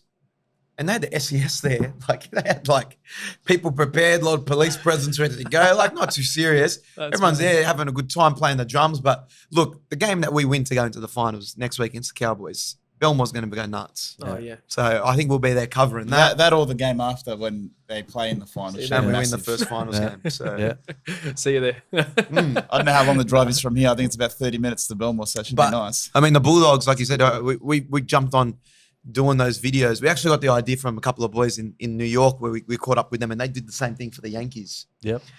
And we brought that and put like our own spin on it and did the Bulldogs version of that. And, you know, we had Josh Reynolds jump in, Data's jumped in, you know, and Bulldogs fans really celebrating victories because we've been, you know, we haven't had this success in like at least 5 to 8 years. 2016 was the last time Bulldogs made the finals. And I think since then, they've been one of the worst teams in the comp. Yeah, so- terrible attack, a lot of turnover of players and coaches. Everyone's saying that everyone's overdoing the celebrations. We haven't celebrated in 8 years. Yeah, we're getting it out of our system. Yeah, we've got to get it out of our system. So it's good And to this see might that. be as good as it gets. So. They're the Let us have it. I think the fairy tale of the season. No one expected them to go this far. They're finally, well within the top 8. Going to play finals footy. So credit to them, man. It's good to get behind them. Yeah. Well, we're gonna deep dive into some finals previews and things like that. Mm-hmm. But before that, a couple of things actually. Firstly, with all the work that you boys do, always on your feet and things, you could get a little bit tired. Feet could start hurting. Yeah. No need to worry You're smooth. because Sponsor of the video. Look at him. Yeah. because we have MJ Podiatry. Oh, yeah. MJ Podiatry. So The Michael Jordan. close. He is the Michael Jordan of podiatry. He is. Good Yeah, segue. that's right. So MJ Podiatry, just to remind everyone at home, is a mobile home visit network servicing all throughout Sydney. They're an all-round podiatry service for any general treatments. They offer NDIS and home care packaging as well. For pains, injuries, custom-made orthotics, advice on footwear, anything you need. Parents, if your children need any flat orthotics, feet, things yeah. like that. Flat feet, yeah. They roll in, out, all these sorts of things. You've got bunions, whatever they're called. What are they called? Bunions. Bunions on the side. Bunion. Bunyip is an animal, isn't it? I thought Whatever so. you need. Even to get into the gross nitty gritty, just if you have an elderly family member who just needs their nails cut or something, MJ Podiatry does all of that. So Completely mobile. They come to your house. completely mobile. Unbelievable. That's fantastic. MJ, yeah, he goes to you. No need to move anywhere. Yeah. And He wants you to stay off your feet so he can come to yours. Okay. Yeah. Yeah, I mean, if you can do me a deal on orthotics, I'm there. Yeah. I'm glad you said that. I'm glad you said that. We have a because promo do code. have There you an go. ATG10 promo code, 10% off. There you go. So, so just a reminder to visit their website at www.mjpodiatry.com.au or contact MJ Podiatry at 0412 389 278 or email them at info@mjpodiatry.com.au. It's now time for Father Ben's big hit of the week. Let's go. Here we go. Oh, here we go. Morin. Ola Kawatu, big hits. Well done. That was good. Look at that shot. A bit more than the kitchen sink. Oh, my goodness. Shout out Biggie Schmo. He's one of my favorite players in the NRL. Yeah, what a Follower of the Kairouz bros. Big Is he? Kamoli, yeah. I think he's also a follower of the podcast, if I'm not mistaken. Yeah. He's a great player. Great. Yeah. Well, Very I reckon, scary. I reckon a definite New South Welshman of the future. Yeah, it has to be. Yeah, yeah. Unlucky not to be a starting one this year. Yeah. Couldn't deny Angus Crichton, though. He played well. Angus Crichton played very well. But I Played think terribly last week. though. Look, All the rookies played after well. his performance in this current series, you just can't keep Connor Yeah. Watson off the bench. So Oh, my God. gotta- Over Connor Watson, this guy. it was mate. They all laughed at me for tipping Connor Watson in the New I South don't think it Wales was a squad. bad pick, but I just thought Happened. Matt Burton deserved it more. 100%. and that could be biased as a Bulldogs It's definitely fan. not. No, I like the argument I was having was Matt Burton covers more positions Yes. and has been playing better. It's more important to the Bulldogs. Can cover center, 5'8". Yeah. Can put him as that roving 14. Yeah. Can cover a lot of positions. Connor Watson, don't get me wrong, great, like good hooker, good utility. Can play 7-6 as well, but I don't think as well as Matt Burton. No, not at all. But he did his job, and he changed the game. I just think Matt Burton could have done exactly the same thing. I don't think But it was. they I don't think it was won. that impactful. And I They like won. Connor Watson. New South Wales won, so Doesn't can't matter. say Take it. anything. Yeah. They can do what they want. Take it. Take it. All right. But well. that was the big hit, sponsored by. Oh, sorry. Yes. Big hit sponsored by Totus Tours Clothing. Yeah. So Totus Tours, or as always, check out their details below. Don't just, as great as it is, I always struggle to say that. As great as it is, there we go, to evangelize through your words and actions, you can also evangelize through your clothing. So check out Totus Totus Tours. Clothing. We got a couple. We're a humble little podcast. We've got a couple of sponsors. Yeah, it's we nice. try and Good help to the see. little guy. So try and help the little guy out. The MJ of appreciate them for podiatry isn't the little guy in any of this. He's Yeah. doing very well for himself. Well, just But guys, Totus a Tours bit of boys. advice: don't sell out. I know you guys wouldn't. You're well within the faith, But that temptation will be there. It will Yeah. be. If It will Netflix be. reaches out for a We've deal, already had, we've already had, all the big companies come against, man. but faith comes first, So, I heard Amazon Prime's on the Hunt for a Nice podcast to add to their repertoire. So You're then gonna you have to guys, start putting like a diversity person on the podcast. Have like a lesbian woman come in and sit down and like, guys, let's talk about faith. they might want to let's, replace you with a yeah. female priest. I don't know. Yeah. It can't happen. It's not going to happen on this podcast. Won't We're happen all on this about the- podcast. Yeah. We're all about the fullness of truth here. Yeah. So- Not if Jesus is involved, it won't happen. Amen. All right, so let's get into footy. So I want to look at the table first, right? Yep. So Storm secured already their spot in first, right? Just carved up all year. Storm's system is crazy. They somehow put in random players and still play well. It's just it's Craig Bellamy. He's a genius. Okay, who gets coach of the year, Bellamy or Cameron Serraldo? Bellamy. You have to say almost every year should have been Craig Bellamy, if you're speaking objectively. Well, I think He's my favourite coach, but I mean, like with what Serraldo's done Yeah. with his bunch and where they finished, it's an argument for Cam Serraldo, youngest Yeah. coach in the NRL, to get coach of the year. I'm campaigning for him. That's what I'm saying. And I love 100%. Bellamy. But what does coach of the year mean? Because does it He's mean the best coach in the season. Yeah. exactly, which would mean Bellamy would That's have won why. it. That's why. I You mean, know? like Because most you're mine a premier. like Yeah. the most improved squad is the Bulldogs, and if that's attributed to the coach, and if that's the way they want to give the award out, then Cam Serraldo definitely. Who Yeah. won it last year? Was it the Webster or I don't even Craig remember. Bellamy? I think they gave it to Bellamy. Ivan Plus, Cleary? I don't know.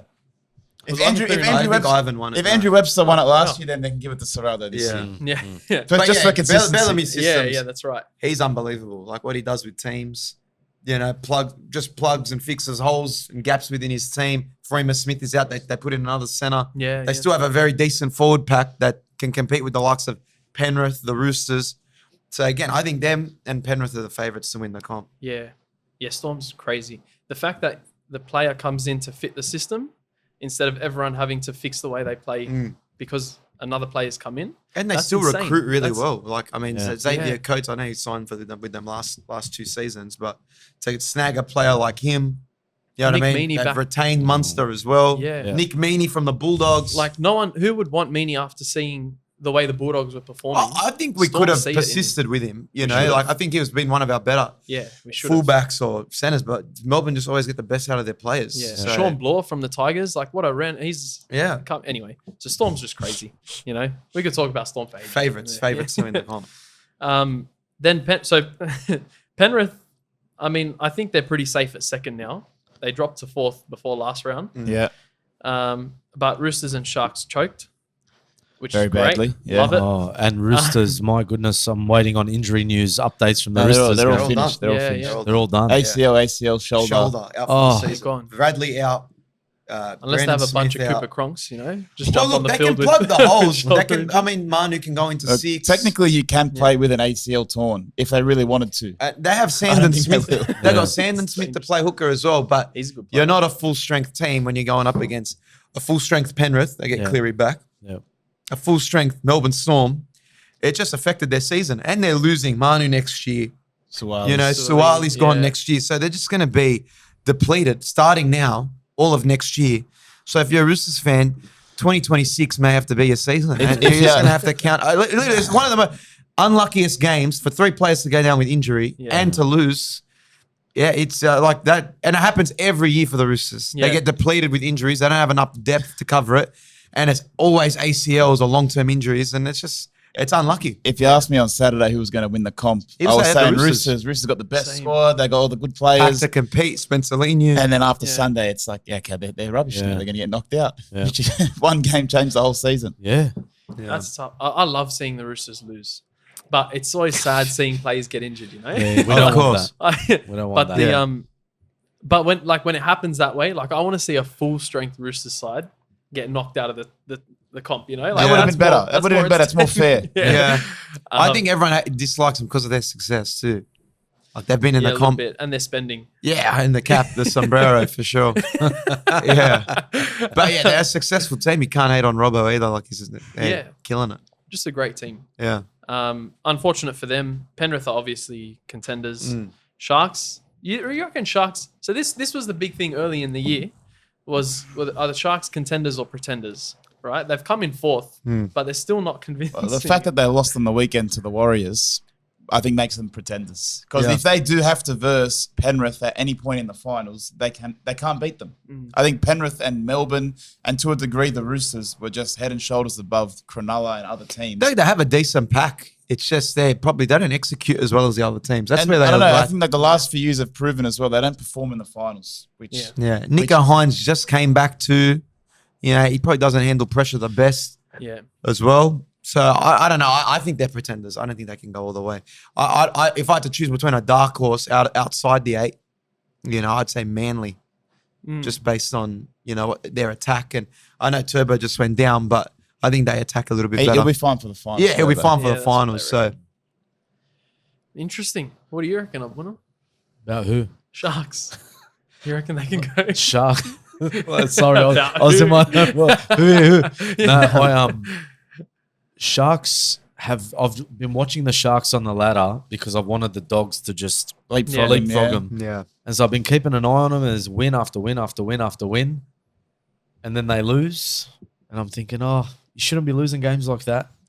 If you're with that momentum, you shouldn't be losing games like that. So, look, everyone's entitled to their off week, but it's at this time of the year the cream just rises to the top and you see who the real guys are. Yeah. And as we've spoken about week after week in the show, those teams of quality, they just find a way to win and they keep winning and they're put in the best position for finals footy. So see how we go. I will say, but we didn't talk about it. Melbourne, I don't think will make the grand final. I don't think they've got the players as previous years. So I don't know how they've come first, but I just think this year Scrape wins. I think if they have to verse a top team, maybe in a prelim, I think they'll lose. Right now, Penrith, I think is shoe in for the final. If you're full strength with their pack, motivation, it's Fisher Harris's last season. It's Jerome Luai's last season. I think they're probably favourites to take out the comp at this point. But they even some of the guys in the bottom 8, the Bulldogs, for example. I'm not saying they can win the comp. I'm not ultra confident. I'm happy just where we're at. I'm just happy to be here, to be honest. But if they're 8th, if they're 5th, home semi, win the first game against the Dragons or Newcastle, whoever it be, very winnable game. You go on to the second game, you face Cronulla or you face, I think they're both winnable games, and then you're playing a prelim final, anything can happen. So someone gets sin bin. You can't count that out happens those. a lot lately. Yeah, it can happen in heaps. So true. You can't count out the bottom 8 teams. Someone like the Bulldogs who can upset someone on the day. They got the fan support to get behind them. So as much as I think Penrith is a shoo-in for the finals, don't ignore the Bulldogs. Amen. Well, that's a nice segue into the Bulldogs. Because, what are they still second? I think they're still second best defensive team, even after the not the belting, but the points that were put on them by Manly. Probably choked a little bit in that game, though. Manly's serious. I think it was an ugly game for us. No Stephen Crichton, no Kurt Mann. Kurt Mann's a big loss. Yeah, I feel like it's his underrated presence in the team, and then Manly desperate for a win, coming off a bad loss against the Tigers. Yeah. It just was set up. The Bulldogs, I think Cam Serrao, said it was the worst that they've played, but it's okay because it's only up from there. So it's good. I mean, if this week they play much better against the Cowboys, that's a lot more confidence going into the finals. I think it's important they probably win this game against the Cowboys. Momentum going into the finals. You can't, dropping 2 games going into the finals, your confidence will be down. And if you actually look at the game on the weekend, yes, they were down pretty significantly, but that 40-20 from Cherry Evans changed the game. Yeah. Then Matt Burton came off. Kick-out denied the try too. So there was a lot that could have changed the game. We weren't it wasn't as bad as what people are talking about. It's not like Manly are much, much better than the Bulldogs. Yeah. If they match up in the finals, it's still a 50-50 game. Yeah. Manly's first try. So when the Dogs scored early, Reid Marnie across over, and I thought to myself, they're on tonight. And then Manly's first try was a deflection off a kick. Yeah, that was a shocking. No, it got disallowed. No, that was the second try. Oh, was it? That was the second try. Okay, so I thought, okay, that's just a lucky try. Yeah, but then they started letting in, and I'm like, this defense, they're not on tonight. I feel like Stephen Crichton's a big presence in the team. You know what I mean? Like as a leader on the captain's not there. In defense, he's very strong on the right side. So again, it'll be good to have him back in the squad next week. He's got a good carry out of his half as well that we probably missed out on. So. Yeah. With Stephen Crichton in there, Bulldogs full strength. I just think it's important they beat the Cowboys this week. Yeah, I agree. And if they don't beat the Cowboys, Where do we land? 7th? Depends on we how come Manly. 6th or 7th. Yeah, depending on Seagulls' result. Oh, I think no, Warriors have the bye, so Manly are playing. But if we lose the Cowboys, we're versing Manly. Again, I think a game that can go either way, but I would much rather face Dolphins, Knights, Dragons. I'd rather face the Dolphins or the Dragons. Yeah. Okay, an inconsistent team, got a lot of errors. Dragons aren't making it. They're finished. Yeah, we're going to get to they're the biggest disappointment. We're going to get to the Dragons. I'm so disappointed in the Dragons. I tipped them. That's stupid. I know. But before the season started, I said they were going to make the 8th, right? I called them to come 6th. All right, they weren't going to come 6th, but they were in pole position for 8th place, and they drop it to the Eels. They burned my life. I was so mad watching. I was like, at least drop it to the Raiders next week. Yeah. Like you lose to the Raiders and then you lost to Parramatta Eels, who are potential wooden spooners, and you've just literally let your finals. Well, I mean, if you're playing, like if you're in a position where if you win, you make the finals and you don't win, that's on you. So it's not like they were versing Penrith or Melbourne either. Yeah. Versing Parramatta. I think it's another team that just don't have the troops. You know, Flanagan's done well with what he has. Yeah. But again, forward pack, non-existent. Ben Hunt's quality 7, but they just don't. They'll improve next year. They've made some good signings, but yeah, I don't think they wouldn't go far in the finals anyway. Yeah. You know what I mean? Ben Hunt, I really consciously noticed last week. I love Ben Hunt. I think he's a top player, top halfback. Yeah. But he blames everyone but himself on the field. Oh, he's the captain. Yeah. He's their best player. He can do what he wants. Yeah, but look at yourself and go, he reminds me of my brother-in-law, Oztag, yeah? He'll throw. That's the MJ and MJ He'll throw. Podiatry. Oh, okay, we just exposed it? Yeah, all right, yeah. So he'll throw like 6 balls to the floor, and then he'll be like, where were you? And I'm like, bro, I'm behind you, and you've thrown it 6 meters. Does he drop the ball off the kickoff regularly? No, he doesn't have that Ben Hunt. No, he doesn't have that Ben Hunt. Okay, does he set up the most tries or score the most tries? No, not then anymore. He can't talk. Okay, he's doing that and he can't talk. But if I said yes, I would still rip him anyway. I just think that's Ben Hunt being the leader of the team. He's the half. Did he get berated by his coach? Wasn't there a story on? Did he? He was berated in the sheds. In the sheds after the game. Really? I think it was probably one of many, but it was probably one of many. It was just that video came out of him. I didn't see that. Yeah. It's just stories. But that's anyway. Dragons are disappointing. Dogs. I actually think Dogs might be able to win. Not win, but at least make the grand final. I think prelim is definitely hopeful. Look, you know, and then on any given Sunday, anything can happen. If they come up against Storm, for example, in the prelims, That's what I said. Storm are overrated. We can beat them. we can beat no, Storm. if we play like that spoiling footy, defensive heavy, you know what I mean? I think, I just think the only team that's probably not beatable on their day is Penrith. Yeah, I mean, they're just experienced, Yeah. great forward pack, grinding team, don't have many errors. So I just think if we were to go up against them, probably not. But any other team, any given Sunday, I think, if they're on if it's their day, the ball bounces their way, the Bulldogs can progress. Well, let's hope we can go to Belmore a few more weeks. Yeah, I'll be going there next week. Yeah. Saturday night. Yeah, or the week after. Love it. Now the Cowboys and Sea Eagles, they've both been a little bit on and off. Cowboys more so, but I don't know how they've ended up so far above everyone else. Because they've had a very inconsistent season. Yeah. I get what you mean. And it's like Cowboys at their best are dangerous. Like they've got dangerous players, man. Drinkwater's number 1. Dearden, even Jay Clifford now, he's carving up. Holmes when he's on. Holmes has been off all year, off his best all year. We're thinking about his 800,000 next year at the Dragons, probably. Yeah. I don't know. No, you're right. I mean, Cowboys on paper have a really good team. And I think, But they can't defend. But they just leak a lot of points. Yeah. Between them and Manly, again, good. Both sides have a good team on paper. just leak a lot of points. So, I am happy for Luke Brooks. He's playing in the finals. Yeah. Very, very happy for Luke Brooks. Even though the Dogs lost last week to Luke Brooks and I think Manly. I heard that this is his first finals. Yeah, it's his first finals. In like 11 years in NRL. no it's like way. Unbelievable. It's like reassurance that leaving the Tigers was the best decision of your life. Yeah. Otherwise, he'd be looking at another wooden spoon. Really, Yeah. let's be honest. Yeah. Like, So geez, true. it'd be tough being a Tigers supporter. Yeah. As bad as we had it as Bulldogs fans for the last 8 years. Yeah, but you just Tigers. don't see a We're way actually- forward for the Tigers. We're thinking of this skit. Tell me if it's funny or not.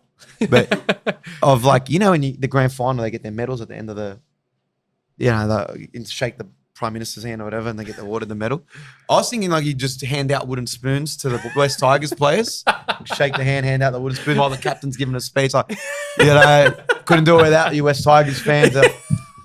You know, it's our second spoon in a row. We're going for a 3-peat. You know, we're going for Penrith numbers. That's gold. Yeah, I think we That should is do something like that. actual Maybe with gold. a green screen or something. Are we 'Cause they're kicking gonna that get in? it. Did you just expose your... When will this podcast come out? No, I'll put it out. Wednesday I'll put it or out at next the end of week? the round when it's official that they've got the wooden spoon. All right, done. Yeah. Yeah.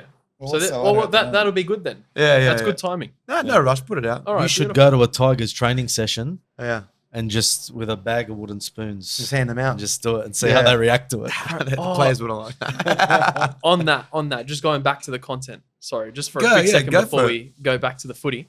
How is that just a natural thing where you have the guts to go and do what you guys do, or do you have to psych yourself up before you like Bro, that shadow boxing In one public, yeah. in public. the shadow? Yeah, the shadow, the UFC in like in cafes and all that stuff in Yeah. public. Yes, that one was tough. Yeah, I think they're a bit tough. I think we don't have much shame. Like In a good way. in a good way. Like I feel like The gambling skit you did. How's gambling affecting you? Yeah, when we walking go up to to people in Vegas. casinos. and You doing, get all the doing the gambling ads. responsibly messages to them. That one was easy. Yeah, That was Pat's idea, hilarious. actually. That was hilarious. It, Yeah. it really depends. Like if it's like the fighting in the cafe was tough because you got to take your shirt off in the cafe firstly, then you got to embarrass Yeah. yourself in front of everyone. Our auntie filmed that. You know. Yeah, so that one was tough, Oh but my usually gosh. it's okay. Like people forget what happens most in the day. Like Yeah. you don't remember instances of just today. So like you know, especially when it's around random. Yeah, but Nicholas will see me sometimes like not wanting to cause a bit of a scene, like or shying away from being on the mic in public and saying something. And he'll look at me like, why are you doing this for? Like, just switch on, like, just do it. Just do it. And that gives me the kick to be like, Nice. all right, yeah, no, who cares, you know? Nice. So, yeah, I mean, there's an element of no shame, but just do it for the bit. Like, if it's going to make the bit funnier. I'll then tell you him know in we a more probably harsh way. Don't be a cat. Yeah. Yeah, fair. Yeah. The every man that's ever walked into a rebel sport. Yeah, that was recent for Muscle Nation. Yeah, Crazy. that was fun. Yeah, I mean, like, haven't seen one today. it does help when people kind of know us a bit now. Yeah. Oh, So, you know, when we first started, it was like going up to people, trying to do a quick interview. It's be 2 seconds. They don't really know us. We're like, okay, now if people see us, for example, at Belmore, can I jump in the video? I want to be in the video. So that's made it a bit easier as time's gone on. So people, Yeah. but when we're overseas, no one knows us. You know, I mean, a lot less. Yeah. You might get the odd Aussie or like, you know, rugby fan that might see in England or something like that. But when we're overseas, it's 10 times easier because I'm like, I'll never see this person again in my life. So I can be an idiot. You know what I mean? But it does make it harder sometimes to get an interview. But there was once we were in Vegas. Oh, yeah. And I think we were walking the strip for half an hour just trying to get an interview. interviews. And, like, And people get away thought from me. we were street performers annoying them or Yeah, trying to 'cause you get them have out those cards. street people that come up to you on Vegas, either trying to get you to go to a club or, you know, they're selling you something or they've got some gambling scheme going on. And we're just, no, we're not them. We just want to get a quick interview. I'm like, Trying to make content. try and pronounce Tim's name, you know, like. But, you know, it comes with the That's territory, mad. yeah. That's awesome. And Yeah. does it make it different that you're doing it with your brother, like with your family? For sure. Well, I feel like if you do it with friends or, you know, just as part of work, you can't be as honest in your criticism. So, like, we can spray each other and then just move on. Yeah. Nice. But yeah, I mean, a lot of people struggle with getting videographers, editing, you know, and it's awesome to have each other because when we're on the road, we film together, we film each other, we both edit together on Adobe, you know, and we turn it around together. We bounce ideas off everyone in the house. So, I mean, it's not just me thinking like, what idea can I come up with? It's everyone kind of you could do this instead of that. Yeah, and that could be funnier. So it enhances the bits for sure. Nice. Yeah. Nice. Love it. Yeah. All right. Sorry, that was just a quick detour. Nah. We're just gonna get to the final bit of the ladder that I want to talk about, which is let's say mathematically, let's say there are 5 teams who could make the top 8, but realistically there are 3 in it. 2. Right? Oh, sorry, 2. Yeah, you're right. 2 in it. Dragons are gone. They're right. Sorry, we spoke about that. Yeah. So so the Knights and the Dolphins. Dolphins now have Jeremy Marshall-King back, and I've been adamant on Junior this. back too. Yeah. Oh, Pangai Jr. is killing it. We make fun of him a lot, but out of love. But he's been doing well. But That's how you get out of a contract. You just retire. I think it And then was. come back. I think it was mutually beneficial because I think Phil Gould wanted him to go alleviate a lot of the salary cap. So I think it was a tap on the shoulder retirement. But full credit. I think he's going overseas next year. He forgone a lot of money too. Yeah. You know what I mean? So do you think that's true that the Bulldogs didn't pay him out? He left without. if he retires, without- again, I think they like- came to an agreement. But yeah, he's not getting 900K. I don't believe it because objectively, if I was in that position, I'm staying. $900,000. All I got to do is play football. Put me in New South Wales car. I'm not going to go box for half of that. Yeah. Why would I do that? $900,000. But he obviously wasn't. He wasn't enjoying himself. He's got to have walked out with that. Yeah, but Backdoor money. maybe Off the- plays off the finals cup. footy. Maybe he faces the Dogs in the finals. Who knows?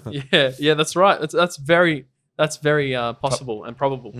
But I've been adamant. Marshall King is necessary for the Dolphins' success. Yeah. That guy's a gun. Well, they lost 5 of 7 before last week. Yeah, and he wasn't without available him. for a lot of them. So it does tell that he's integral to he's their a spark team. at a dummy half for sure. He is. And the fact they brought Trey Fuller in.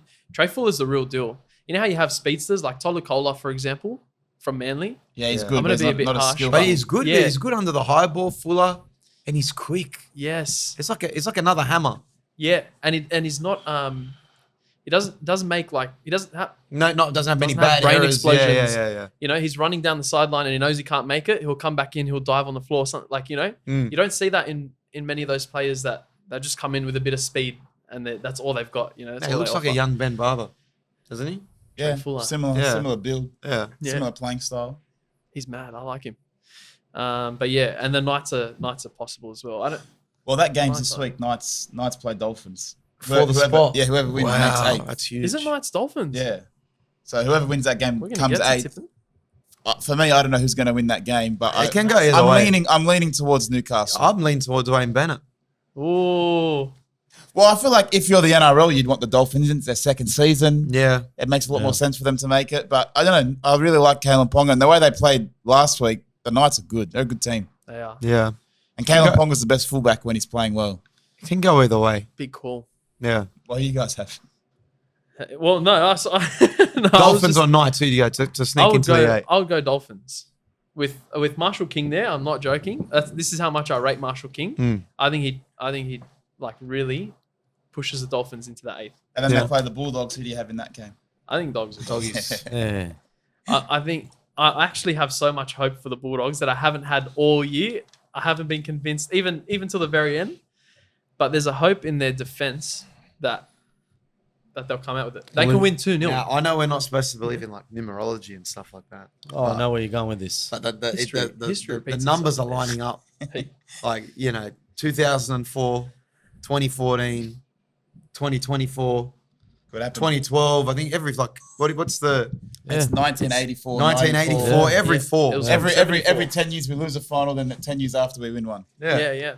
So it's looking good. The last time Spain won the Euros was 2004 and the Bulldogs won the great. Like it just keeps going. People are finding. Legit, really. Yeah, no, Yeah. it's true. Yeah. People are just finding Random everything. stats guy, I think. found it. Greece won the Euros in 04. I have no idea. He said finals. No, Spain won it. Apparently, that's what it said. Spain won it in 08 and then 12. Oh, yeah, you're right. So I don't know what the stadium Fernando is. Torres. People like they just making like up, mate. fitting things Maybe it was in. And they're make like, the finals. I don't know. Yeah, maybe. you know how it is. Uh, Look, so- or people at are the finding beginning of the everything. season, I was going to pull out my retro gear and wear it on a show, but I am now. Yeah. You know, like we all come out. There's hope. A lot like a lot of your skits. Every Dogs fans, the Bulldogs into some success, and we go there. So There's Yeah. hope. There's hope. Well, fingers crossed, man. Hopefully we go far. Bring some Yeah. life to Belmore. I hope so. Yeah. I hope so. All right, let's say, I mean, we've kind of touched on it already, but let's just make a definitive prediction now. Your grand final prediction. Yeah. And who's going to win it? I'm going to go Penrith, Manly, and Penrith will win it. Oh, that's big. Penrith, Melbourne, and Penrith win 4-P. Yeah. That's massive. I don't know who they're going to play, but Penrith are going to be there and win. And I'll even go one further. No. I'm going man of the match, Jerome Luai. Oh, let's do it. All right, His and your man last of the game for match? Penrith. Actually, no, I take it back. I've still got money on Roosters to make and win it. So I'm going to say Roosters beat Penrith, and man of the match is Joey Marnie. Nice. Yeah. All right, where is backing his bet? Abuna. You can't cop out with that. Penrith are going to win. Penrith are going to win. Tell us They're going to who's in the 4-P. final. We're going to call them the greatest team of this modern era. 100%. Yeah, And we're against going to call Cleary the greatest player ever. It's just going to continue rolling. So That's who all are that they matters. beating in the grand final? I don't know. No, you got to. I just don't You got know. to pick one. I don't know. All right, Oh, just look, tell me when to stop. I Storm, Roosters. thought it was going to be Roosters, Yeah, but yeah, after what yeah. happened over the weekend, nah. All right, so who are you going now? Just make a Just call. to be obvious, probably Storm. All right. Storm and they lose. Who's your man of the match? Cleary. All right, nice. He just rocks up in big situations. Saw that last 20 minutes last year. Yeah. He carried them. Ridiculous. All right. How does small pause in this conversation. How does Luai go from Penrith to West Tigers next year? money. Ask Appy Coruscant. Yeah. Money's It's got to be money. It has to be money.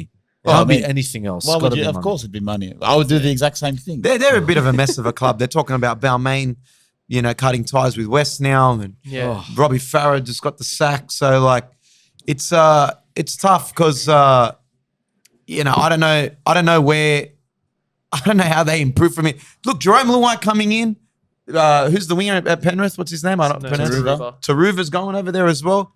Maybe they can improve, but again, I think it's got. They got Galvin there. Is he staying? He's staying. So Phil Gould's got tickets on him. They need Phil Gould to have like a 5-year plan and just stick to it. Back a coach that's going to be there long term. They're backing Benji. Hopefully they don't go too badly next year to a point where he has to get sacked too if they go too badly. But another wooden spoon just hurts the club, and it's they got such a good fan base. It's hard for them to turn up for him every week, when they just consistently have been this bad. They haven't seen any success really since the 05 grand final, maybe 1 or 2 finals games here and there. It's tough to see. But the fans keep showing up. Yeah, they do. They're crazy. They're loyal, Especially the suburban Suburban ground. Yeah, Why yeah. can't I speak? Yeah, they show up, man. They're crazy. A couple of things. Firstly, Wait. Just what's your finals prediction? Yeah, You he haven't didn't given give yours it. yet. Yeah. Bulldogs Sharks. No, I'm joking. I'm gonna go. I'm hopeful. Bulldogs I'm Dragons. gonna go Bulldogs Penrith. Yeah. All right, and I'm going Penrith to win. Hopeful all the way. Unfortunately, a man of the match will be Isaac Tungo. Santa. Wow. Yeah, Okay. I don't know. I like It's just Isaac. my random thing. I try and be a little bit. A bit different. You never know if it happens. Clip it up. You watch all the episodes we've done. He's definitely different. Oh, yeah. Yeah, so That left My field mum says predictions. anyway. Yeah. My mum says I'm special. Yeah, what were we talking about? Oh, the Tigers. I reckon Benji Marshall seriously is a great coach, but I think the club's just in a horrible place, and I don't see any way forward for the club itself. That the team's just in a weird spot. But I do also want to ask this. You mentioned Robbie Farah. I remember watching a video where you spoke about an experience you had with Robbie Farah. Yeah. Can you tell that story, or is that off limits? Look, I said that at like a comedy night, Yeah. and I was just kind of like, I was playing in the Lebanon team. I was just doing like a trial with them. They played the Italian team, and I went mic'd up with the thing, and I was. Great video, by the way. It was Mic'd up fun. one, It was like, nothing too damaging. Like was said in it. Robbie didn't like the video. Let me know about it, and I haven't spoken to Robbie since. Really, that's and when that video got put out, another comedian put it out, on his thing, and a few people expressed that they didn't like that I had said those things about Robbie. and I probably shouldn't have aired it out publicly, but you know, it is what it is. Not too many people I know have a lot of kind things to say about Robbie, if I'm being honest. But I don't want to keep putting shit on him, you know. But to his credit, he was a great player and a great Lebanese hooker. One of my favourite players, actually, of you know, and played for New South Wales. So nothing but respect for Robbie. Just lighten up a bit. Chill out. Yeah. Have a laugh. Can I say, just from this encounter that we've had, these interactions that we've had, I mean this with all the respect in the world. I feel like Nick is really the Nick really keeps you in check with what you say. Turn the camera off. Nick's way worse than me. Turn the camera off. I'm the one policing Nick, saying, Nick, we can't do that video, mate, because they'll take us off Instagram if we do that one. So Nick's I'm the one pulling back a bit, and then so I see. Yeah. All right, that's good to know. All right, just to cap all the footy talk off, we're gonna just do some tips for the last round. Okay. All right. So we'll go through each game. We'll go to Last round. Yep. Yep. And we'll go around to everyone, including our live audience. So Thursday night we've got Broncos versus Storm, Melbourne in Brisbane. It depends on the team lists. Oh yeah, Melbourne rests their players for sure. But I think Brisbane got nothing to play for. So I think someone told me Melbourne want to play their players before the finals because they rested some last week. Yeah. But Pappenhausen, I think they'll play their top team and they'll win. It's an easy Melbourne. So yeah, Storm. Full strength. Beautiful. Who are you going? Melbourne. Yeah. Do they present the Tuesday? They'll come out. The team list. I don't know. Do they present Yeah. the minor premiership? Yeah. at that game? Yeah. I reckon they, as if you want to lose that game and then receive that Yeah, true. on the day. I reckon they'll be up for it. Up for it? Yeah. Anth? Melbourne? Sarah? Storm? Well done. I'm going Storm as well. So we have a unanimous decision. Well done. Now, Friday, this is the battle of the wooden spoon. Whoever loses gets the spoon. Wow. This is massive.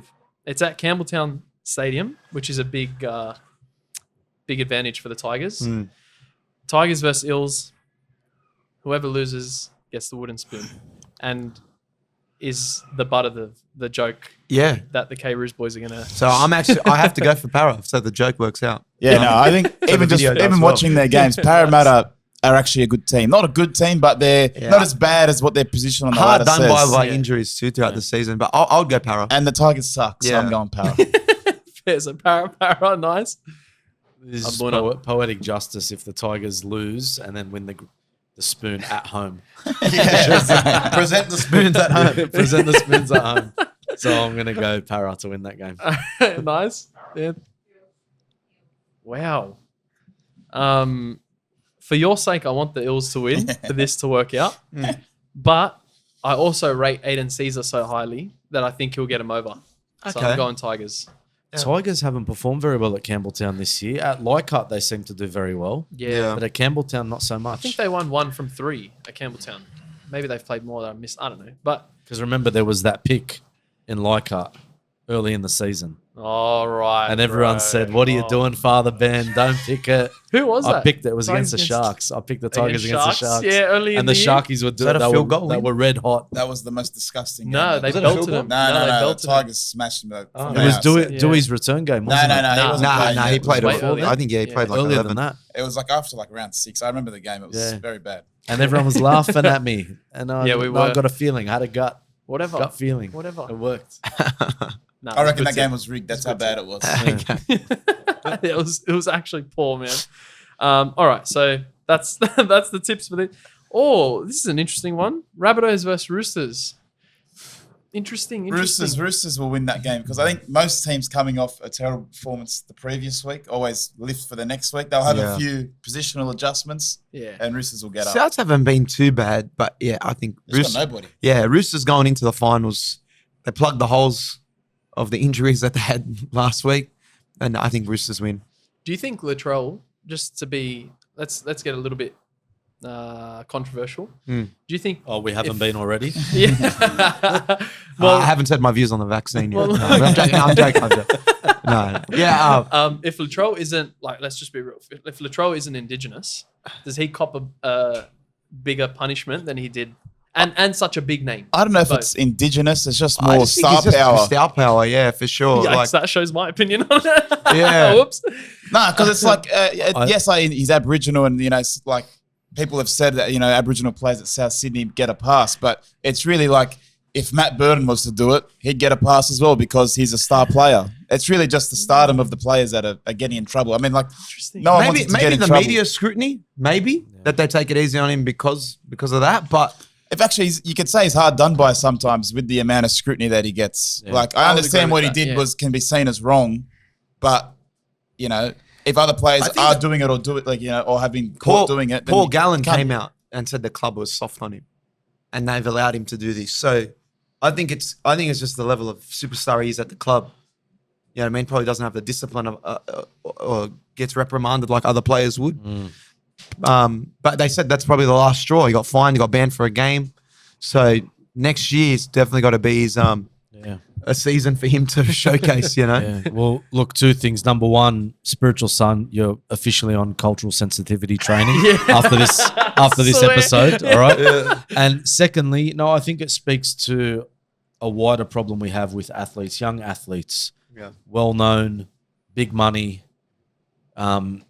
Like just to even think that you could get away with something like that in the day and age we live in, where everyone has phones, where people are trying to catch people out. They don't know. They should know. Australia's all about tall poppy syndrome. Like if you're up the top, people want to chop you down. You got to know that you're a role model, that you're an athlete that young kids look up to. Yeah. I don't care how many weekends that you might have off in the training season. You're going to go and visit remote, young children and do training clinics and this, that, the other. You just can't do that in the game. No, they get heaps of education too. It's not like they don't. Yeah. You know what I mean? On the the social media, the height of social media, you're going to come under scrutiny. But yeah, I mean, he does get a bit hard done by because of his level of success in the game and how big he is. Pretty much one of the faces of the NRL. Yep. But yeah, just get caught up into the temptation. I mean, I don't know what did people want him? They want him to get sacked and not be a player. Like, what's the resolution there? Yeah, look, I'll be honest. I really like Latrell Mitchell. He's one of my favorite players. Yeah, great player, but he seems like a great person, like just a genuine person. He's just obviously he's got his troubles like anyone else. But I just think if it's anyone else, they cop a harsher punishment. Well, from the NRL, from the club. Oh, both, I would say. Yeah. I'd say both. Well, it's like be who you can afford to be. If you can afford to get in trouble and do this stuff, then you'll do it. Yeah. Someone like, a reserve grade player, you got to be on your best behavior. It is what it is. You But can't. I mean, there was it a swimmer at the Olympics? He did the exact same thing. He got caught with it in Paris. No one cared. It's an Olympian swimmer. I think he got kicked out of the village or something. Okay, I think he still swam. You're saying the media doesn't care? But no one cares. Like, he did a press conference, he apologised, and no one heard about it after that. Oh, wow. Latrell, he's got to have a meeting with Souths. We got to hear about the resolution because he's a big superstar. So, yeah, I think it's the level of superstar you are. If Tom Trbojevic did the same thing, I think we'd probably take it easy on him a bit as well. If he just doesn't get into those he'd be reprimanded, but Yeah. again, you want him to play. He's one of the most important players in the game, so you're going to at least you'd be a bit more gentle on him. But fair question. That's a great point. Yeah. I'm going to have to go back and reconsider Yeah. what I initially thought and what I put out It's like, in front of everyone. you can call him an idiot, but it's I still want to see him play footy. That's what. Same, yeah. So I'm not going to say sack him. Get rid of him. Nah. I mean, I wouldn't have sacked him, but I just think he copped an easier punishment for a combination of reasons, which, since I've already mentioned it, I'm going to put out there, is because he's high profile and he's of Indigenous background, and I think they go a little bit easier on both. Someone who's got that combination. Anyway, now that is a perfect example of holding to an opinion, and watch what will happen now. It completely people will polarizes people. yeah, It does. people will hate me for it. And but it's not about hate. It's just about They don't agree. they don't agree. But you should be Yeah. able to ask the question. Like, it's a big deal. Like, maybe you're right. I don't know. I would say, like, there's probably been other Indigenous players that have copped it too. Like I think Ben Barber, Ben Barber copped a pretty serious he ban came for a bit. He came back But I don't after it. But then it was the domestic assault that got him. Yeah, and then I mean, so on Cobbo later this year as well. Yeah, I don't know. Maybe there's definitely more sensitivity around those players. I mean, obviously you don't want him to do anything stupid, but in a situation where it does happen, okay, he gets suspended, has his punishments. Yeah, you just got to move on. That's it. Forgive him. Well, let's hope we see more of him anyway, and I'm not a as big much Latrell trouble. fan. Yeah, I want to see him do well. Oh, you are. I'm a big Latrell fan. Yeah. Cool. Well, when the best players in the game are playing and they're at the top of their game, it's a great product. Yeah, 100%. And that's all we want to see at the end of the day. So whatever demons Latrell might be fighting, we're praying for you, brother, and we hope that everyone in the game is playing and fit and healthy. But these guys need to know that if you're going to be in the public spotlight, you're held to a higher standard, and you've got to be a representative, not just for your own culture, your own background, but for the game in general. So Yeah, no, a lot of people came out and said like, if it wasn't Latrell, like just a general person, just an average bloke, nothing happens. But at the end of the day, Father's right. Like, you're a high-profile person. Yeah. You represent the club. You represent the NRL. They have to reprimand you. If it was the Woolies CEO and he got caught doing the same thing would apply. Like, you're a high-profile person. People want to put something on you. It's just, you just got to be prepared for that. Circumstances. Some athletes handle it really well. Some don't. Yeah. All right, well, let's put a cap on that. Let's get back to the tips. It was Roosters.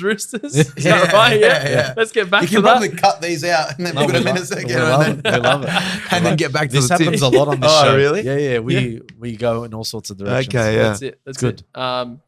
Who's your tip? Rabbitohs, Roosters, Accor Stadium. I'm going to go Rabbitohs with all those injuries now. Interesting. All right. Okay. Roosters. Okay. All right. Nice. Here we go. Could have been the battle of the 8, but unlucky. Dragons versus Raiders. First game of the triple header on Saturday. Canberra are in some good form. So I think on the back of 2 good victories against Penrith and Melbourne, you got to keep going. Yeah, Canberra. Rapana will be out.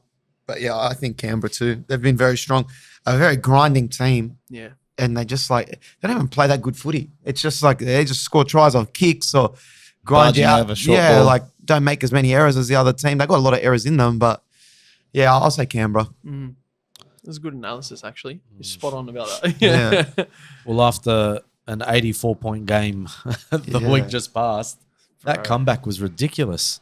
Yeah, They didn't get the flowers though, but yeah. I think Canberra's been in good form. Yeah. Canberra.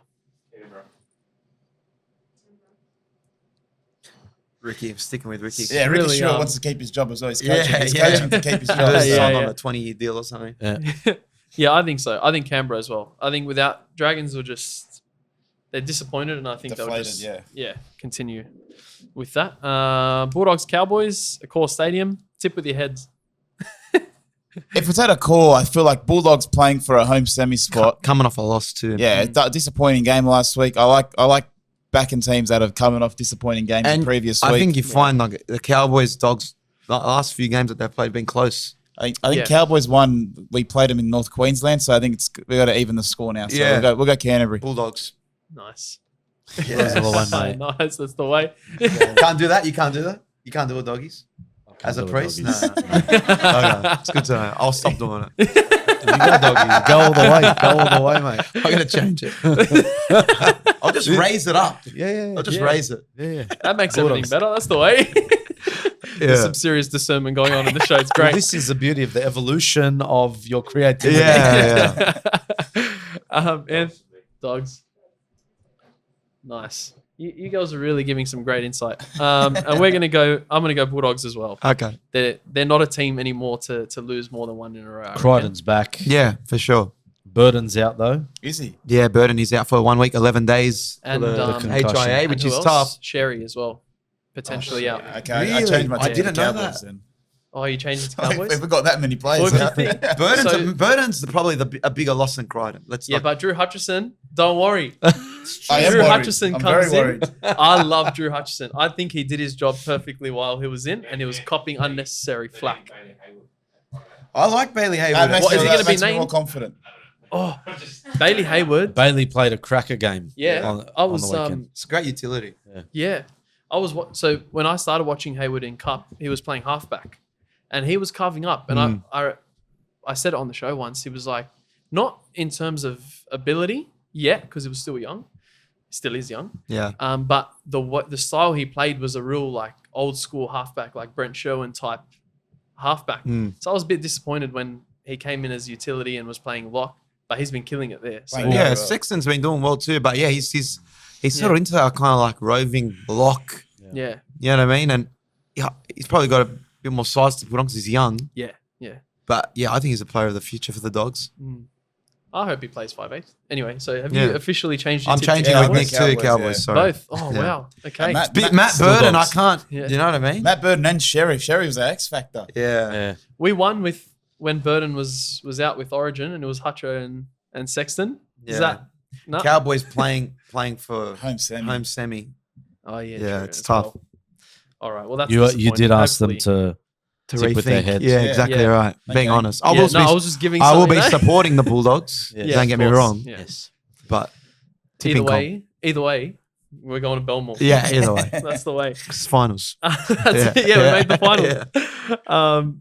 And the last game of the triple header is Panthers Titans, and it's in Penrith. Panthers by 40 points. Just Yeah, I'll straight. go. I mean, if you can't even keep a game close against Newcastle, you're not keeping Yeah. it close against Penrith, so I'll go Yeah. Panthers. They had some late changes of Titans, but Yeah, I think I that think you threw 'em off. Penrith still need to win to come second officially. yeah, that's so they, right. they probably will play Do you reckon hard. they rest players this week? Nah. Or they fight for second? I think they probably it's a good game to bring Cleary back. No, he's not Is he playing. out till Yeah, week he'll, one? He'll play finals week 1. Okay. But yeah, I think I never understood resting players. I know the Roosters will argue that from the weekend, but like you want people to be fresh and the cohesion of the team to be at its highest. So I'll still Fair. go Penrith. Nice. Penrith. All right. And Sunday, Manly Sharks. Small thing on Manly, actually just one player or Turbo. one family. Oh no, Turbo's out. Hey, Yeah. till the finals. Yeah, Or Yeah, it yeah, might he's- be Oh, good okay. for week No, one he will be. Ah, with a good injection and some padding. Yeah, that's the way. That's the Yeah. way. No, the I was going to talk about Lehigh Hopewadi, but just the Hopewadi family, like Just They just breeding produce first graders. footy players. I was he gone They're- 10 for 10 or something? Like John. it's It's actually unbelievable. It's Yeah. crazy. Great genetics. Yeah. The way they're all stars. Even Albert at Raiders. Canberra. Canberra. They had He's a gun. Jamil. He played at Manly and the Broncos too for a bit. Yes. So like, he's just produced first graders, John. Yeah. It must be a mindset thing in that household. Yeah, it must be. Yeah. He was a strange player, but he's Yeah. he's Because he has some definitely daughters raised too. I'm some- sure they're athletes too. They Yeah? should try their hand in NRLW. Isn't They'd there- make it? I'm sure there's a Hopewadi in NRLW. No. I'm not I sure. I know it was a sure. Crichton. I know. I don't watch it yet, so we don't know. Yeah, yeah, fair. Anyway, so yeah, Manly Sharks. Let's go with that. With Turbo out, Sharks. And, Sharks has got to improve from last week, so Sharks. Game can go either way. The Sharks aren't that impressive, but I'll go Sharks with Turbo out. Interesting. Yeah. Manly Just at home? checking the ladder. So if Sharks get belted to Manly, They right? can miss out. Yeah, if Manly belt Sharks, and that's a real possibility. I don't It's know. not probable, but it's a possibility. You Yeah. never know. Sharks can just come and they're off. And Bulldogs belt Cowboys, which is highly unlikely, but whatever. There's a serious chance. There's a 68 point differential. Yeah. So we win by 40, they lose by 20, we're in. yeah, we're in. So anyway, it's just a possibility. Yeah. It's out there. Yeah. Sorry. Go for it. Manly at home. Yeah. Manly's at home. 4 Points Park. 4 Points It's Park. Brookvale. It's Brookvale. Brookie, love Brookie. Who calls it Manly 4 at Points Brookie. Park? Manly? Manly at Brookie. Cherry Evans hat trick. Why not? Let's call it Cherry Evans is a beast. Cherry Evans hat Yeah, trick. I love think the probably way- one of the best halfbacks in the comp. He Him and took- Cleary. You know. Yeah, he took control of that game on Friday night. He's against just the more Dogs. consistent. The older he's gotten, the more consistent. What is he? he's gotten. 35. Yeah. Yeah, he's Like- he's mid 30s, He's somewhere maturing there. at age. Unbelievable. Yeah, like a fine wine. Fine Cherry wine. Evans. Manly. Sharks. Well, this is a legitimate tip. Yeah. Yes. Oh, yeah. Sarah can't stand Cherry Evans. Yeah. Manly. That's the first time you guys have tipped differently. Well done. I'm gonna be hopeful and tip Manly to belt the Sharks and give the Bulldogs a chance at the top. Bet with your head, not your heart. Yeah.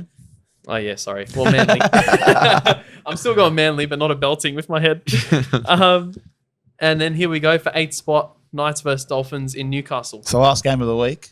Last game of the week. Oh, that's awesome. Yeah, and it's probably going to be a sellout. I think, we said it before. Newcastle. I'll go Newcastle. At home, Kalen Ponga maybe score a try and Newcastle win.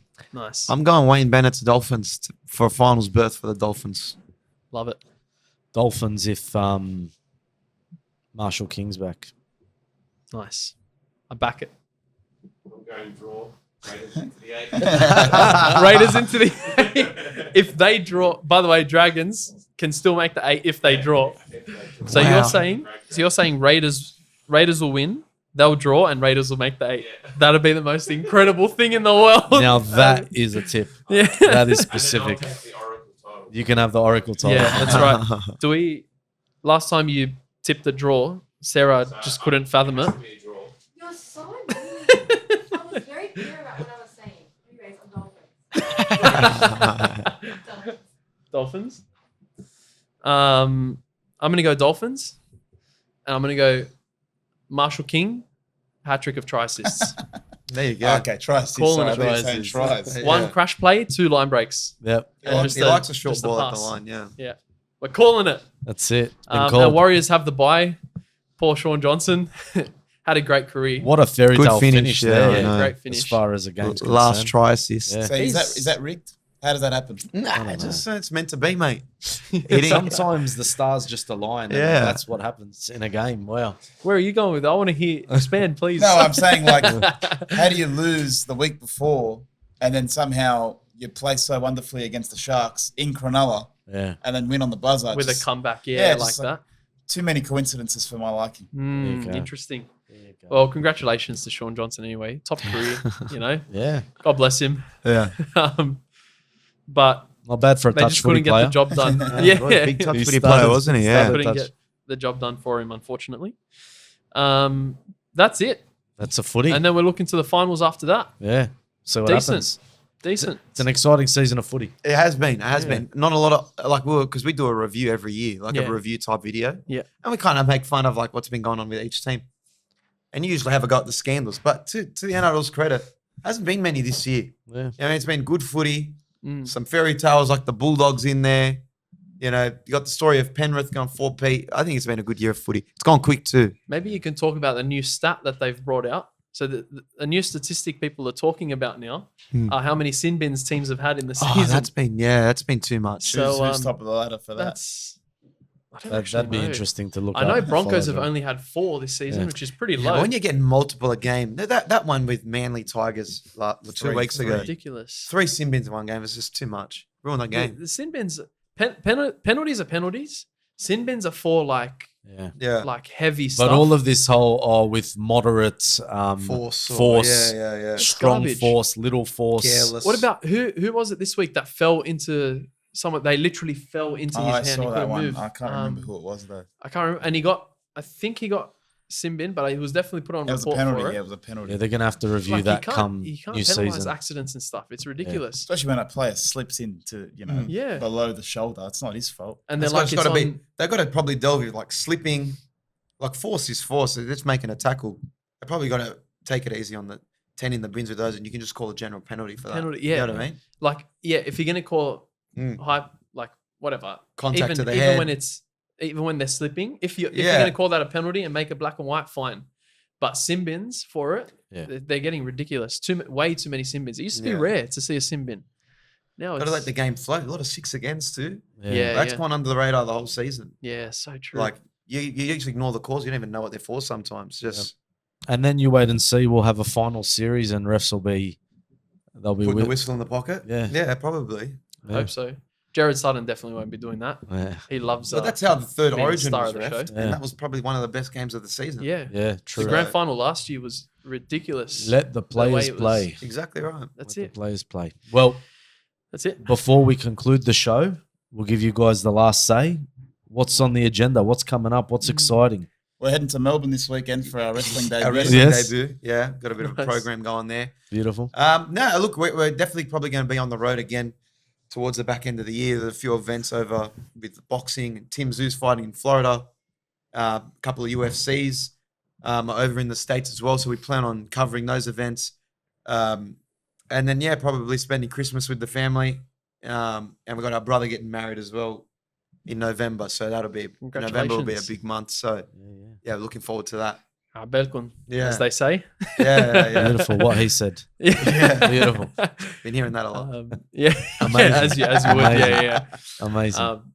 Well, I just want to say, like, thank you again for coming on, and also, just thank you for being so willing to come on and so easy to organize it with. Like, it was it was really easy for us to message. We would get a quick response, and it was just easy. There were no changes, whatever. I think I changed the time on you at one point, sorry, and you were just easy with it. So thank you for being so easy with it, so chill, willing to come on. This has been awesome. It's been a fun episode. Yeah, it has been. Now, gentlemen, we have a Sharpie here, and you're going to be inducted into the Against the Grain Longer than usual. Hall of Fame on the canvas. If we could just ask, just as a memento, that you've been on the show, that you signed the canvas, and maybe put your put a favorite saying or Bible verse, whatever you'd like. How should we do this? Do I pass this to you to do one side or something? Do you want to come around? I can Well, come they're not around, going to sign the back of it. Well, I'm going to flip it over, obviously. Do you want me to come? Whatever's easiest. Perfect. Yeah, let's do it that way. All right. Sign whenever, man. Doesn't have to be in line or anything. Yeah, signature name and the message.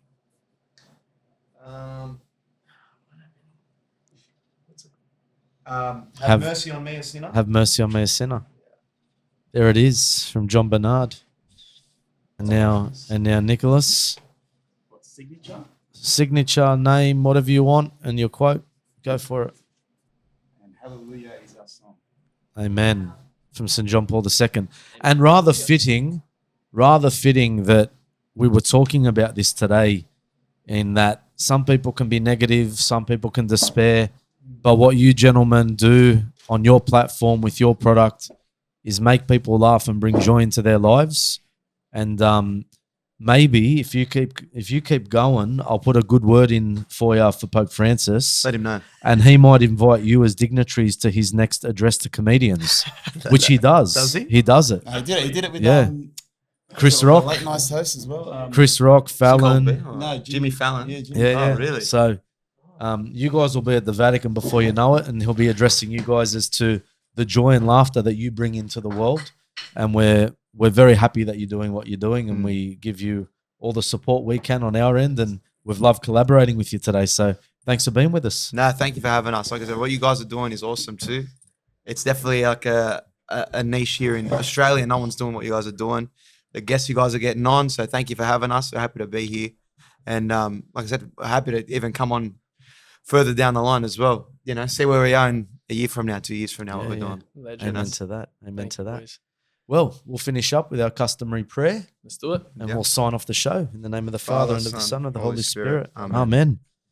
We give you thanks, Almighty God, for all your gifts and benefits, you who live and reign world without end.